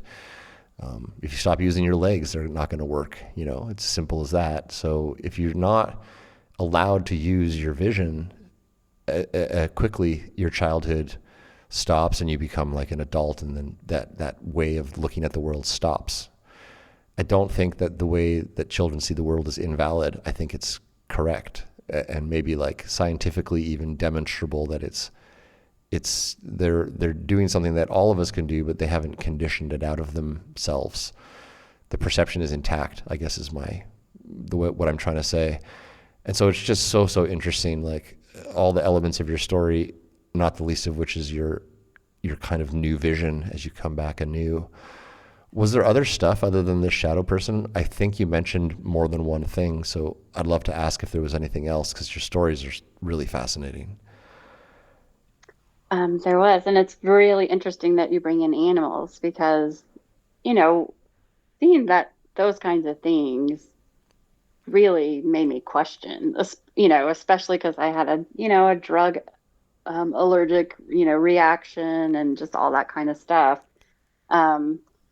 Just kind of questioning my mental state at the moment. But the next thing that happened after I was seeing the shadow person a few times around my condo, I was in a relationship that was ending and slightly contentious. And we had a conversation on the phone one evening. And we, kind of argued and we ended it not nicely. And, whatever. I accidentally fell asleep in the living room. Well, I think I was sleeping out in the living room because of the shadow person. And I woke up at some point and like the television was on, but it had gone into its sleep mode. And there was there was something in front of it and I couldn't quite make out what it was, as I'm like waking up. And it was like the size of a shoebox again, like a rectangle-y kind of like shape, but it was brown. It was kind of like brownish gray. Again, looked very much like a cloud. And I don't know how I knew this exactly, but as I was looking at it, I was like, that is like the gunk from like our fight, like because we didn't clear it, like, before we fell asleep or what have you. Like that was just the junk of fighting. And I know that sounds pretty crazy. This is how I feel like I was shown that thoughts are things. Um, and so it started moving. It came down. It came down from the TV, which was I'm sorry, the TV was a little bit higher, like on a fireplace mantle. And so the rectangle came down and was about in the middle of the room, about the level about of like, say, your knees. And so all of this is happening. I'm trying to process it. I somehow, know that it's just like the discord that I had, with an argument with somebody. And that like that was like some negative thoughts that had been sent my way. And my cat all of a sudden saw it, ran towards it, jumped like up in the air where it was, kind of grabbed it, kind of sort of like wrestled with it a little bit, did a whole roll thing. They're rolling together on the floor together. And then she runs up her cat tree and it dissipates. I'm sorry, it dissipates, it's gone. She runs up the cat tree and sleeps for like 3 hours. I was like, wow, she's like the guardian of my galaxy. Like, what just happened there? It was like, again, a life lesson I feel like I was shown. That one, thoughts are things. And I do think that our thoughts matter. Um, and that we need to be careful with it at times and not to give anxiety, right? Coming from the person who had such anxiety that it was debilitating. It was just, again, a personal lesson for me that like this is how it starts, and it can get much, much bigger if you allow it to. So that was my like second life lesson, I feel like. I love this story so much because your cat was interacting with it. Yes. How many times do people tell me that their cats can see the spirit world? I definitely think that they can. I definitely know they can. And it's interesting for me because yeah, I mean she validated me that I was not that I wasn't hallucinating it, right? Like she went and tackled it. And then I was like, all the stuff they say about cats, I mean, they really are some sort of guardians, because I think she kind of tackled the thought form so that that it just dissipated. I don't know what she did with it. She looked like she just wrestled it away. So, My mind is just like trying to catch up to all these thoughts I'm having about cats right now. Yeah, the Egyptians used to keep them around because they were literally protectors of the spirit realm. Everyone thinks that like they were aesthetically drawn to cats, which for sure, cats are a sleek animal and everything, but again, like you go back to like, not to like self-reference so much, but I was just saying, like in ancient archaeology, you wonder like, was there a better understanding of these other realms in the way that things were being constructed? Mm-hmm.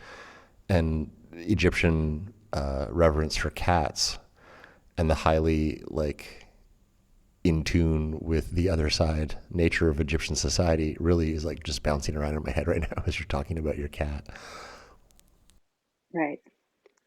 I wonder, I wonder if that's why they purr, because maybe they're walking in two different worlds. And I feel like those 6 weeks after my near-death experience, I was very much in sort of in two different places at the same time sometimes. And it's a really weird feeling. And if you could purr, that would probably help. I'm like trying to digest what you're saying because I just keep going back to this idea that like you can't really rationalize with a cat. You can't be like, hey, look over there. There's an energy thing I'm seeing. Your cat either saw that shit or it didn't. And it did. And the way that you're describing it choosing to behave is so fascinating. Especially the fact that it slept afterwards. Like somehow dissolving that took something out of it. It's so interesting. Yeah, that is interesting. But doesn't it just seem like perfectly logical when you consider that thoughts are things and that like it takes energy to dissolve a negative thing and you're left tired afterwards? Of course, that is exactly how it would go. And your cat is not rational. Your cat is just like, when I say not rational, animals are highly rational. I'm a vegan. I think animals are extremely sophisticated, but they think differently than we do. So it just knew that it was there and it knew what to do, which tells you so much. Your story there has a lot of information contained in it about a lot of things, the nature of cats, the nature of reality, the nature of thoughts. But it's a nice, tight little story. Like you get a lot of knowledge in that one little storytelling. So when it was like wrestling with it, is this like now on the kind of ground it's got it? Or like just kind of curious how exactly it was so interesting. Yes, it's like so it floated like I don't know, it looked like it floated. Like it didn't move super fast, right? It just kind of looked like it floated down from, fireplace mantle level to say about like knee level of a person standing, which was plenty of, um, space for the cat to just be able to kind of grab it. She just kind of jumped up in the air, sort of grabbed it, and just kind of wrestled with it and rolled around on the ground with it a little bit, and then it just was gone. And then she ran up her cat tree and just slept for like a long time. So is that why they're always sleeping? Because they're just constantly like knocking down the bad vibes. Also, extra cat treats for that cat later that night. Like, good job. Yeah. But you're describing a basically interdimensional animal, one that is able to, even though it's physical, grab something non-physical and interact with it in a physical way, for which it is responding in a somewhat non-physical but physical way. Like there's physics there. It's just so interesting that your cat is grabbing it and like basically dissolving it, but it's doing it physically and representationally in one motion. So interesting. Right. Well, and 5 years after the fact of all of this, right? Like I've had so much time. I've written each account, in great detail as many times, at least 4 or 5 different times throughout the years, right? Just kind of processing it all. And yeah, like I actually think that each of my life lessons that I call them, I think they're very multidimensional. There's so much going on just in just that scene, right? Or whatever you want to call that exactly. Because I don't think anything is just one thing, is what I'm trying to say. Unfortunately, I think it's way more complicated than that. But at the same time, like God and the Fae, I think it's all very much the same, in my opinion. And I don't know, it can also be so subtle. The messaging can be so subtle in nature, at least for me. I really see messaging in nature, and it can just be simple too. It's so complicated to describe at times, but I think it's very multidimensional. I sometimes like I'll be listening to these shows as they're unfolding, absolutely, enthralled the entire way, because there's so many things that are being seen. Like really like it how you say life lessons. I always make the joke that the Fae give you these barbed wire wrapped gifts, because you get this Yeah. amazing, mind blowing gift, but then good luck tangling with it, or good luck explaining it to others. But so many things that like the internet thinks about cats. There's going to be like at least 150 people listening to this episode that have cats. Probably way more than that, but I'm just throwing out a random number of 150. And like they're all of a sudden just going to look at their cat and go, I fucking knew it. I fucking knew this whole time. You could see this shit. I fucking knew it. Yeah, Rachel's Right. telling the truth. Like, because what are they doing sometimes when they're in the corner having an interaction? It's like children and pets can see the other side full time. Right. Well, like you say, I think we all can. I should have prefaced the whole conversation as we started with my own personal disclaimer of like, I don't think I'm special at all. Even having a near-death experience, like I don't think that that's necessarily like special or somehow. I do feel like I'm changed, but I feel like we all we have all of these capabilities within us. And I feel like my sight, like I have so many visual things because that's just how I've always been. I'm a visual learner as a child. Like it just started, that's just where I start, you know? And I too am continuing to have like kind of like initiations of like some hearing, like, you know, sometimes I'll hear a few things. I don't hear things as much. Um, you know, so yeah, I feel like we all as humans have these abilities. I have a passion about that. I don't know how to tell anyone that because that's the hardest thing. That's the thing that has been the hardest since my near death experience is one, trying to articulate it, and two, um, having anyone believe it. It's not honestly important for me for anybody to believe it. Like I understand if people cannot believe the stories because it's pretty fantastical. Um, but because I experienced it, I just know it to be true. Um, but the people that are in my inner circle in my life, I can see that they are getting messaging of their own. I think we all have our own very specific personal messaging. And we first have to figure that out for ourselves. And then once we have that, then it's like the communication lines are really open. And that's when it starts to get fun. And I feel like I can see that in your podcast where, you know, you start with season one and by season two, you have some pretty high concepts that you're playing with there. So I was just about to say, as you gave me that compliment, that you're in a very different way than I say it. You're saying a lot of the same things that I say. And that's super exciting for me because I can tell deep down that you're coming from a different place than I am, but I think we understand the game pretty much the same way. There's a lot more to what it means to be a conscious human being than we could even begin to understand. And these little right. glimpses we get of these phenomenon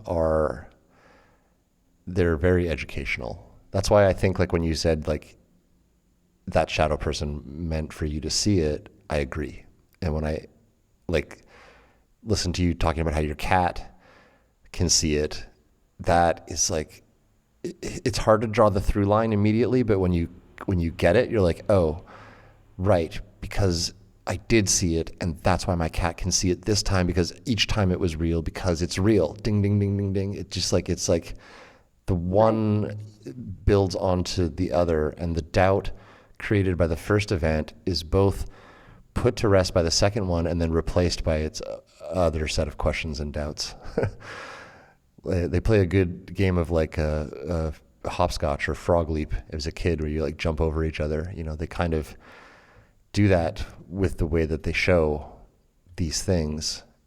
And I don't know again if that's a byproduct of the fact that it is us, and like our own subconscious is making the connections, and then so therefore the next lesson is self evident because we've already kind of internalized and integrated the first lesson, or if it's like they're watching and they know that you got it, so they're now going to do another one, a level up. But it is like you said, the communication lines get wide open, and then now you start to see the messaging much more clearly, and that can be equally isolating because now you've gone from just seeing weird stuff to now having a totally different perspective on the meaning of it all. That's probably the part that isolates you the most when you start to have this stuff happen. How do you manage that? I'm really curious. You said a second ago, which I think is extremely wise, you don't care if people believe you. That's why the first rule of the show is that we're not here to convince anyone of anything. But just to veer off of like what you saw for a second here, how do you deal with that? Because I really believe you, and I'm curious how you make it work, knowing this stuff and at the same time, like being part of the normal world. How do you balance the two? Well, I'll be honest. It was really hard coming back from my near-death experience. It was very hard integrating every all of the knowing that I just woke up with in a 3-minute period of time. It was hard in understanding that my sight had changed and I was seeing all kinds of things.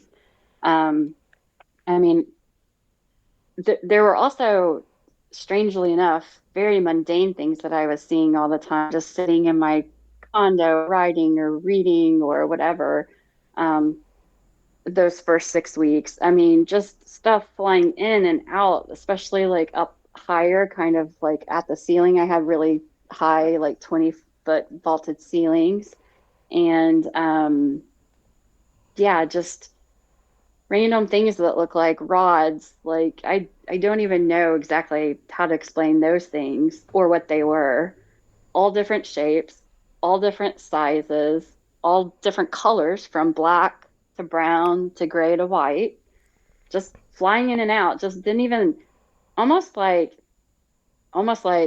the house is not even there, right? Like almost like it's just flying through and somehow I was seeing it, right? Honestly, I don't even still know what those things are. I think we're not alone ever. If you ever feel that, you're right. um, I'll just tell you that. I'm pretty sure about that. But it doesn't necessarily mean it's, like a human's, like a whole spirit. I don't know. I don't know everything. Um, but I also, like, I won't get into this part because, but I can tell from what you've said, a few things here tonight.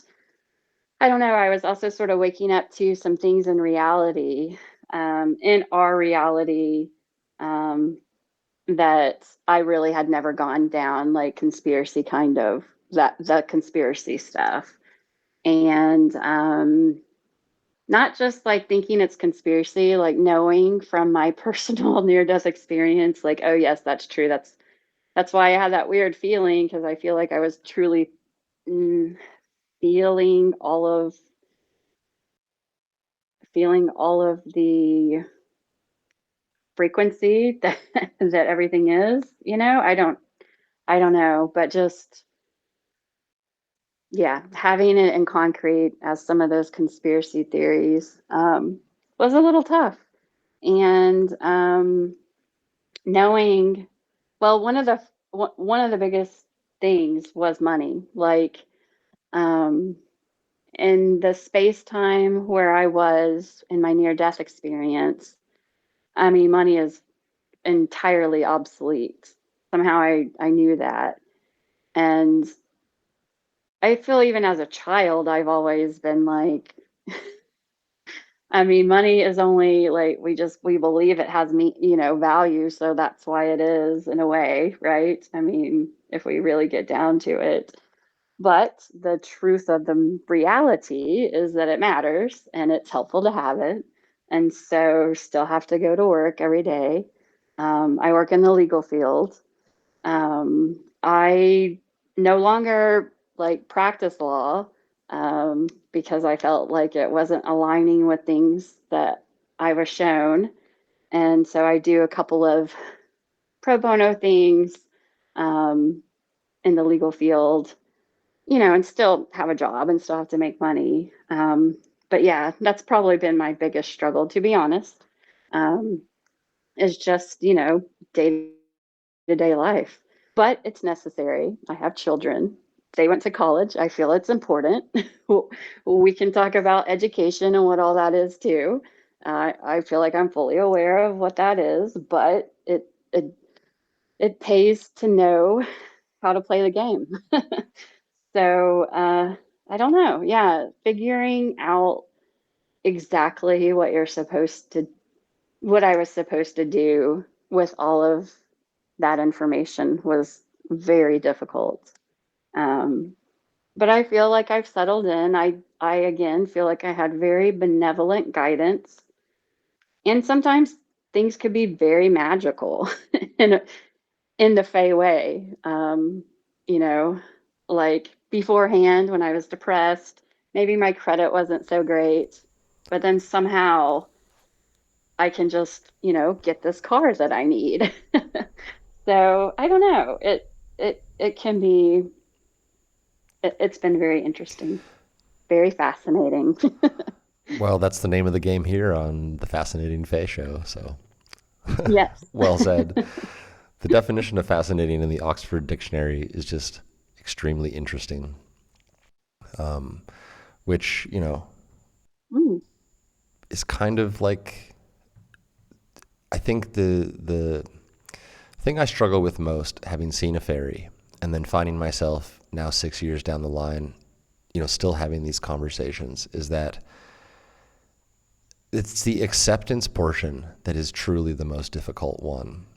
And I don't know why there seems to be like almost two camps of interest in the paranormal. One camp, I think, is a bunch of non-experiencers who are like rubbernecking the same way that you look at a car accident. You can't help but look. And then there's the other people who are actually experiencing it, who are struggling to integrate what the fuck they know and properly communicate it to others. And this guest I had recently made this really interesting point where he's like, it's like the Fae are engineering the relationship with humanity from the bottom up, and they're choosing all these kind of misfit, they're not picking out the political leaders, to communicate with. And I think there's something about having a honest and true path for life that does predispose people to contact with the Fae. I don't think that predisposes people to the ability to perceive the paranormal, but I think that to what extent the Fae have a judgment or morality or ethics or value system, they are actually interacting with certain people more than others. And I agree with you what you said earlier, about the nothing special. I should say that now too. I'm nothing special. I mean, literally, I'm like a middle-aged white guy who saw a fairy one time that started this whole thing off. Something that could just happen to anybody, really, honestly. But in the rapidly evolving understanding I have of who the Fae are choosing to maintain relationships with, because I've talked to so many people, maybe I'm in a unique position to make this assessment. I think that they like kind of the underdog, for lack of a better word. And they choose people not necessarily on the same merit and value systems that we do as humans. They choose for their own reason, largely, I think, informed by their ability to feel that they can trust you. So overcoming difficult things and maintaining a positive, loving heart despite challenges is extremely important to the Fae. By my, third party reverse engineered understanding of what their value system is, that's what my best guess. I'm wondering what you think about that. Do you think that there's a heart component that makes contact with the Fae more possible, or do you think it's something different than what I'm suggesting?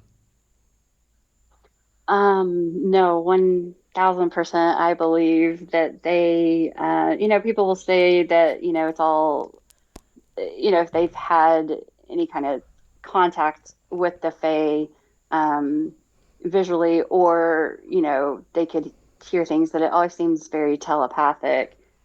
And I think that's because, they definitely can read your heart. And I think, I also think they know your intention on things. And so I feel like intention is maybe more mental, and your heart is your heart. And if when your mind and your heart are truly in alignment, like, they know.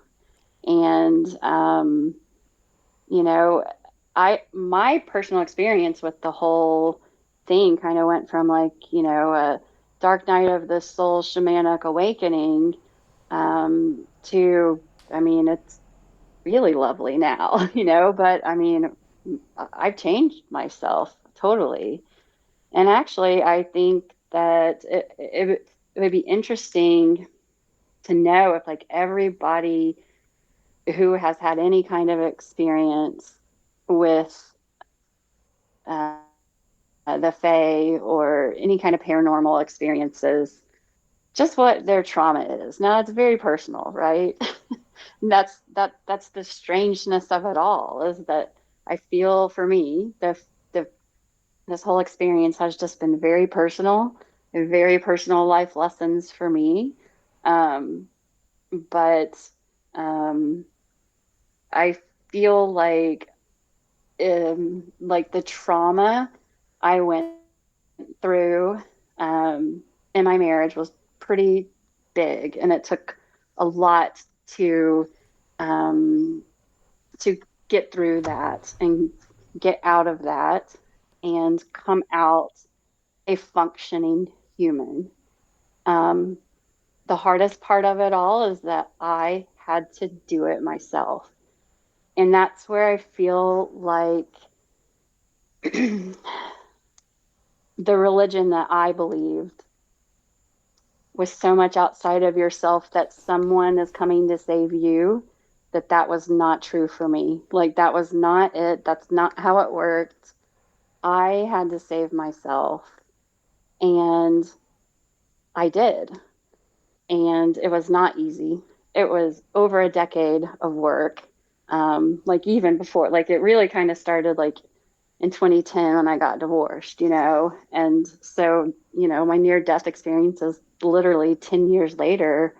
Um, so it was a lot of work, but that was also part of the the 6 weeks after my near death experience, that there was, like, an evening, that felt like a lifetime in a real way. It was, again, sort of like a whole life review, but I was going through the trauma of some very specific things that happened. And I was able to, as I did that work within myself, um, when I was able to really forgive the person who caused the trauma in a real way, just realizing, like, oh, I don't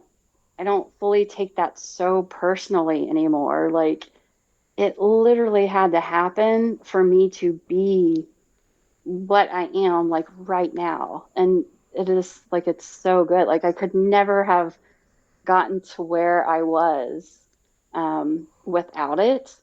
So this is hard for a lot of people to hear when I tell part to people, especially other women, like almost thankful that the trauma happened. At least grateful, because it did make me a stronger person, and healing myself from it. Like, I think without that, nothing else really would have happened. I would have just been stuck in my deep, dark abyss of depression forever, indefinitely. At least it felt like that in the moments. In certain moments, it definitely did. And once I was able to truly forgive, again, having that mind and heart alignment, no one else was even with me during this moment, right? Like, but I just knew that it was so true and so pure in my heart and my mind, and it was so released, that everything changed. Like, all of the paranormal stuff stopped being so spooky and scary, and then beautiful things were like kind of given back. So, like, new information of like different types of religion, and ways to think about God in these different religions and stuff like that. One example specifically, again, this was still during those like 6 weeks after my near-death experience. I read the book, The Essene Gospels of Peace, and supposedly that's a book in the Bible that was left out of the Bible, and there's conspiracies about why. But I had so much to learn that I did not get myself stuck in the mire of why is the badness happening. I just wanted to figure out what happened to me personally. And I liked the Essene Gospels of Peace because it's basically like the book of Genesis, but it brings in back in nature and Mother Earth, Gaia, and just those kinds of aspects of nature and what I think the Fae, really are. And it was so beautiful. I was so happy to have it back, because I had put the Bible to the side for a moment in time, like I had mentioned. And I mourned it. I mourned kind of having to put the Bible away like that for myself. But I knew I had to learn some new concepts outside of, some of things that some of the beliefs I had had before. And finding that book was so great. And they talk about the angels and the angles, however you'd like to look at that, of different elements. And so, like, the air is one of them. And I was really feeling it, like, that day that I had read some of that book. And on my way home from work, in the middle of Kansas City, rush hour traffic, I see this blue orb with, for lack of a better word, what looked like an angel, but it looked like the women's sign on the bathroom. It was like kind of like 2D. Ugh. And it was like, I know, right? So this is where I resonated with your story. But it looked just like a head. I mean, it was just like a head and kind of like a triangle, and there were not arms or legs, so it was just that, but it was blue. And then so it's hard to explain. It literally did just look like a 2D cutout of that. The little woman sign, but it was in a 3D orb that had blue, that was like pulsating blue.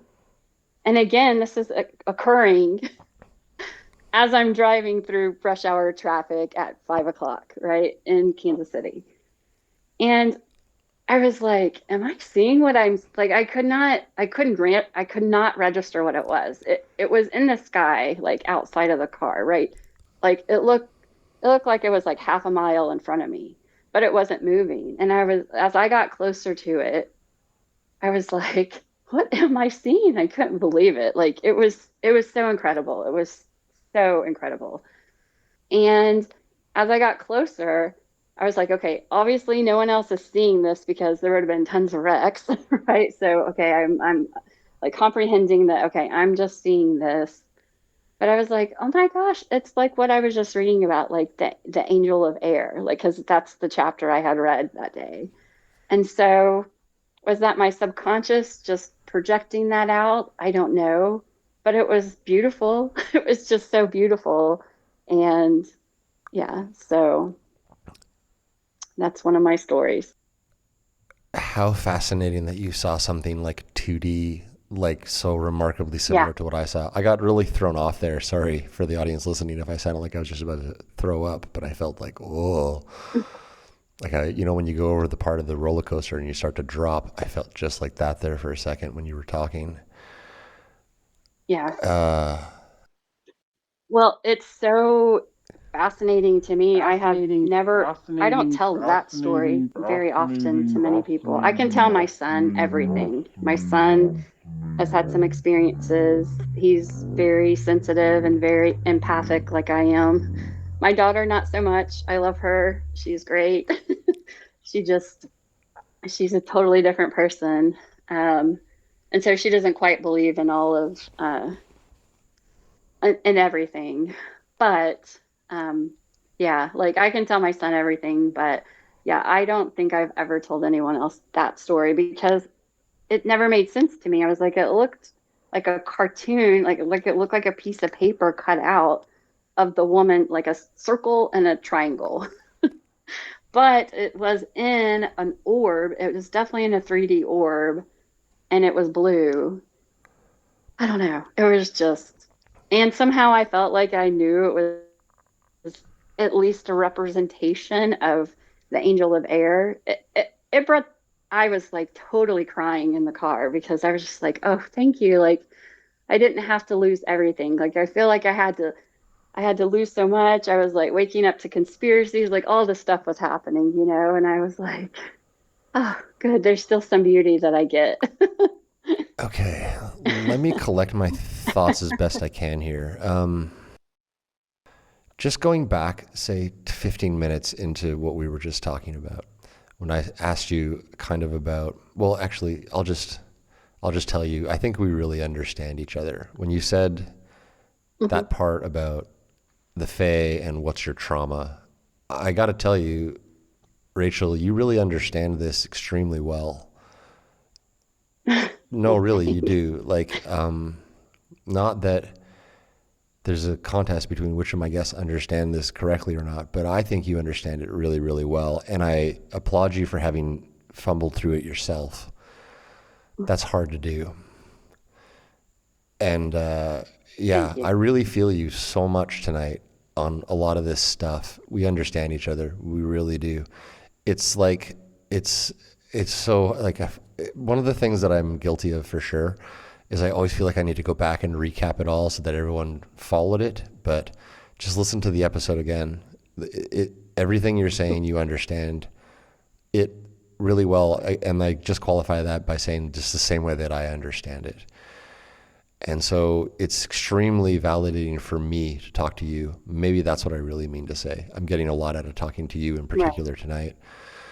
Not the least of which is just that roller coaster feeling when you told me this 2D, because what the 2D aspect of what I saw was one of the hardest things to describe. It just looks like a piece of paper. It just looks like so thin and flat and cut out of reality. And the fact that you saw it encapsulated in an orb is super fascinating because recently Liz Webb, the orb photographer from Australia who I talked to in season 1, I mean, she's like the real deal, 1000%. She takes photos of orbs that are, too numerous to fake and too mind-bogglingly similar to what I've seen with my own eyes. And she caught this one of one orb oscillating until it turned into plasma. And I shit you not, it is exactly like what I fucking saw. I just about jumped out of my chair when I saw that Instagram post. And I immediately commented and I messaged her and I was like, Liz, I just could fucking kiss you. Like, I've been struggling to say what it looked like. It looks like reality is deconstructing and it's made of light and it's it's solid in the sense that you can see the structure, but it's made of light, and light is not a solid material. So it's so crazy that, what you're describing, I think we're maybe using different words, but my deep intuition tells me we saw like a remarkably similar thing. And they take similar forms. This is another thing that I'm learning doing the show. You can be in one part of the country, I can be in another. We can see very, very remarkably similar phenomena. We don't know each other. We didn't have prior contact.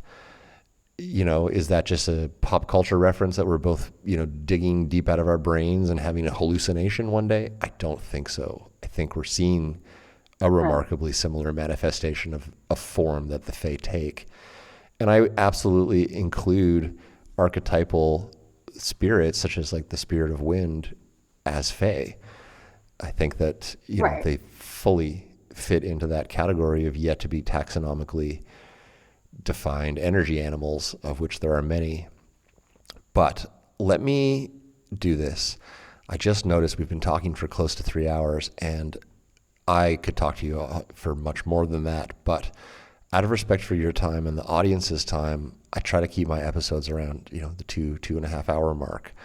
So if it's okay with you, and please interject here if there's any additional thing you saw in this period of time that you want to mention, you still have the floor. But if it's okay with you, I can also kind of just move towards some of my gentle wind down questions as we go to kind of wrap up the conversation. Yes, that would be great. I do apologize to everybody for taking up so No, much no, time. no. Don't apologize. Not. That's not the point of me pointing out how long we've spoken.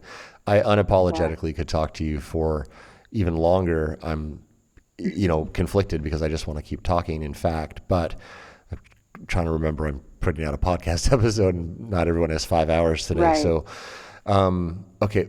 I do have one last story, but I can make it short if that would be okay. I think if you feel called to tell it, I definitely want to hear it. And that's why I mentioned before, I moved to finish, if there's any last ones you'd like to include. So please do. I'd be grateful. Yeah, I feel like it is important as the wrap up because it was kind of like it was like the last biggest thing I saw in that 6 weeks period of time. And it was life changing for me. Um, and again, so it kind of started like spooky and felt kind of like hauntings at times, just being in like the middle of Kansas City. I would swear it was a Bigfoot at times, like hitting the side of my condo, just that kind of stuff. Like it was really spooky. But then when I was able to have that true heart and mind alignment and forgiveness of the trauma, it just changed immediately. And I mean, obviously my heart changed, and which is what I think it was.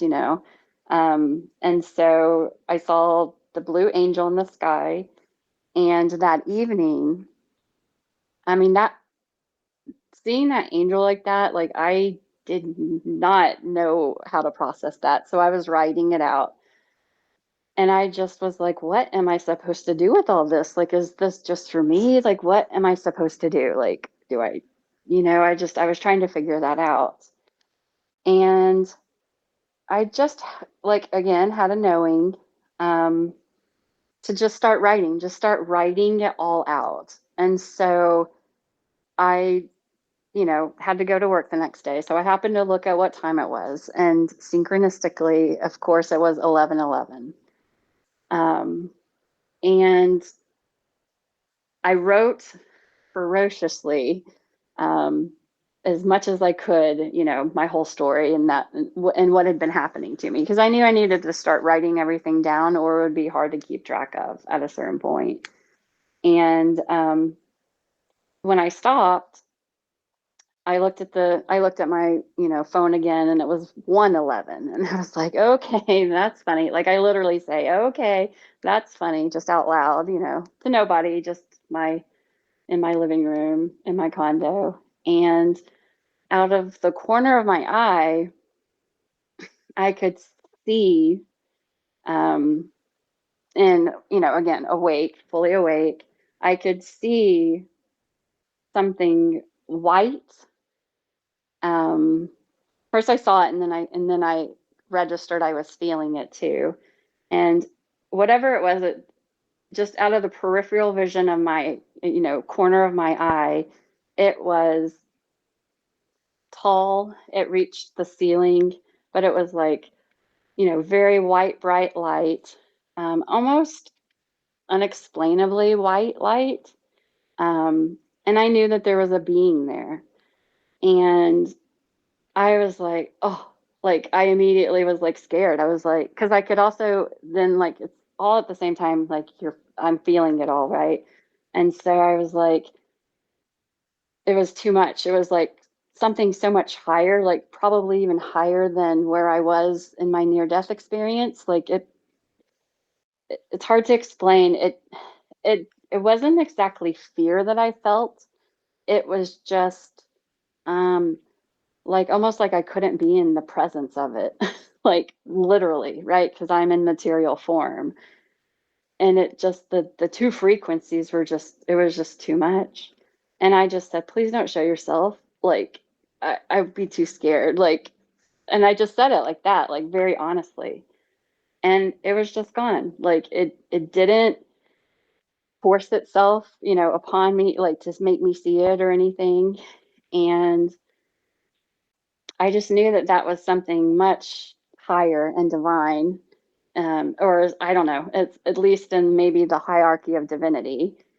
And then after the fact and kind of researching things, I think that could have been, like a shining one, like a high angelic being.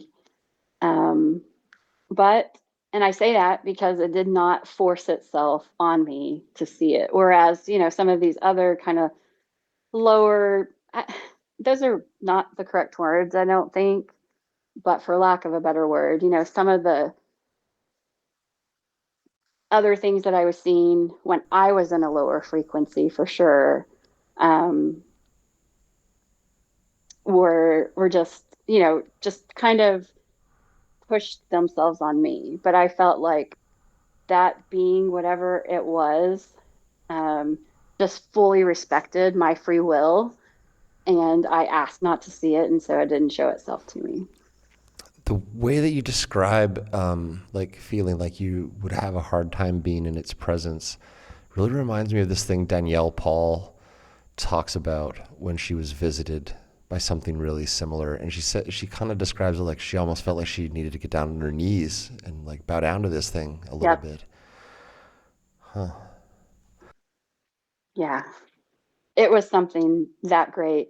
But at the same time, I feel like it was fully respecting me. And I feel like it was there because I was in my creative space for the first time in 25 years, maybe. I used to, as a child, as a teenager, I was super creative. Then life started. I became a wife and a mother and, life. And yeah, I was doing something creative with a creative spark, you know, and, some people might call that a muse. I feel like I'm the muse now, like I would say after 5 years and all the work that I continue to do within myself. I do a lot of meditation, I do a lot of breath work, I do a lot of somatic body work. I will always work on myself. I don't know, I've come to a realization that I am the muse, but I don't mean that in a haughty way. I mean it in like a humble way. I think that the hardest part about this entire affair is learning to walk in your own skin. And I know that every single person listening to this is wrestling on some level with what their true nature is, which is why the show is interesting to them at all. I think it's less about what people saw, and I think it really means a lot more, the show I'm talking about, in relation to who we are than what people are seeing. For that reason, among many, many others, I've deeply enjoyed this conversation with you here tonight. Again, this is just only because of, respecting everyone's time.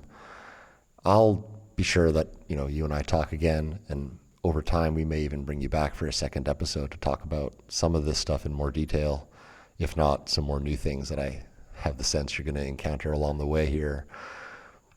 But for tonight, I'll ask you my favorite question that I ask everybody who comes on the show. A moment ago when we were talking, you kind of hinted about what you think the Fae really are, so here's your chance to get into that. No right answer, no wrong answer, but Rachel, what do you think fairies are? So I think fairies are fractal aspects of God expressing itself through nature, and they meet us at our personal frequency. And I also feel like we are aspects of God, as well. Humans are. So I do believe that you're right. That it's all us. Well, gosh, what can I possibly say to that other than just, I love that answer, really well articulated. I can't disagree with any of that. In fact,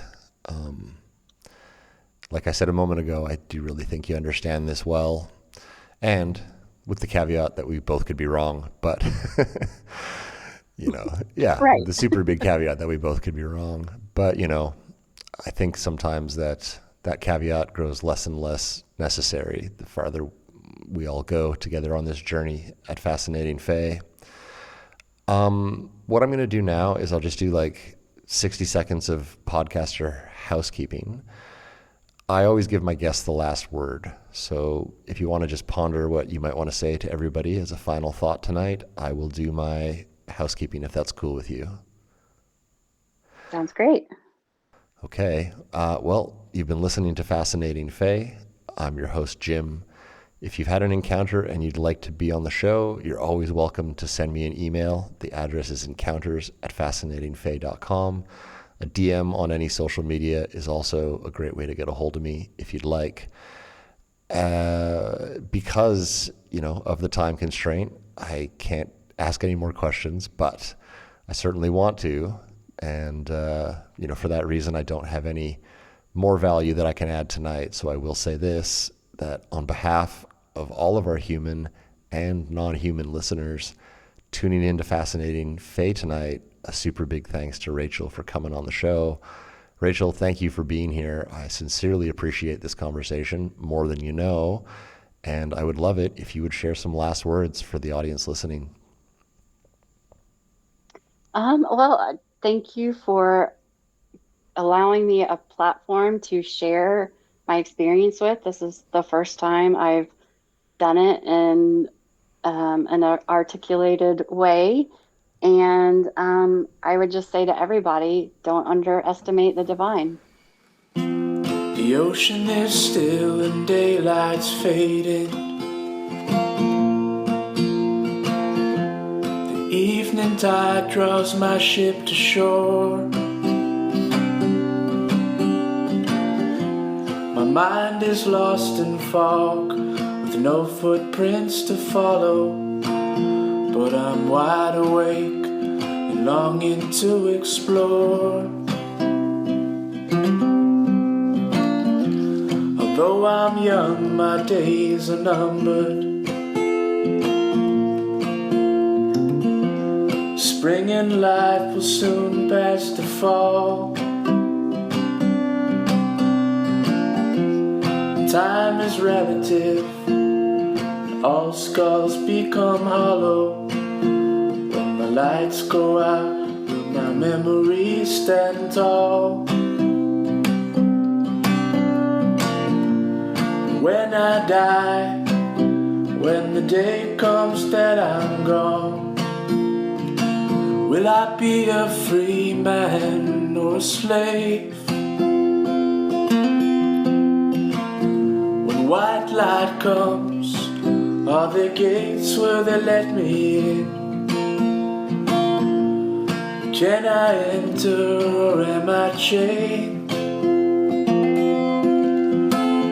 forgotten like the rest, or remembered with the best. I want a mark upon my grave.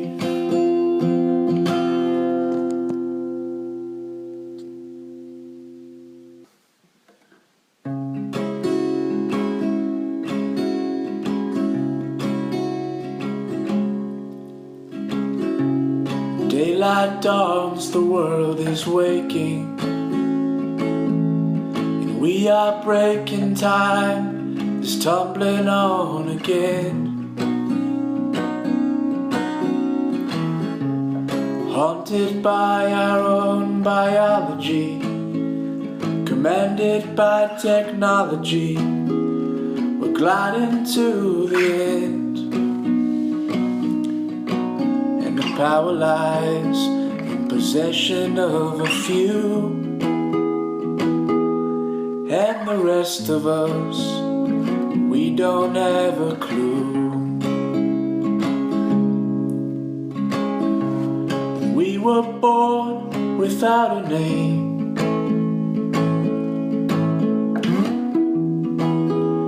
but soon enough it came. We are the race of man, we hold this world in our hand, but we've lost the grip and taken the wrong train. Instinct leads us to expand and leave our scars in every land. There's no return and no one to explain.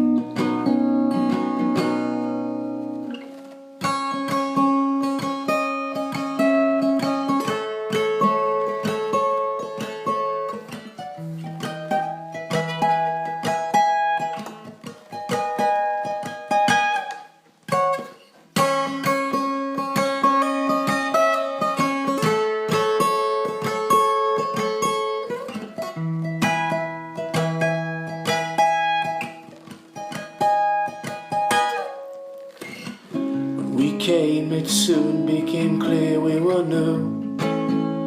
A power we held and it grew. It's grown out of control. But through time and through space we will bombard. But we have drawn a bad card and dug ourselves a hole. We were born without a name,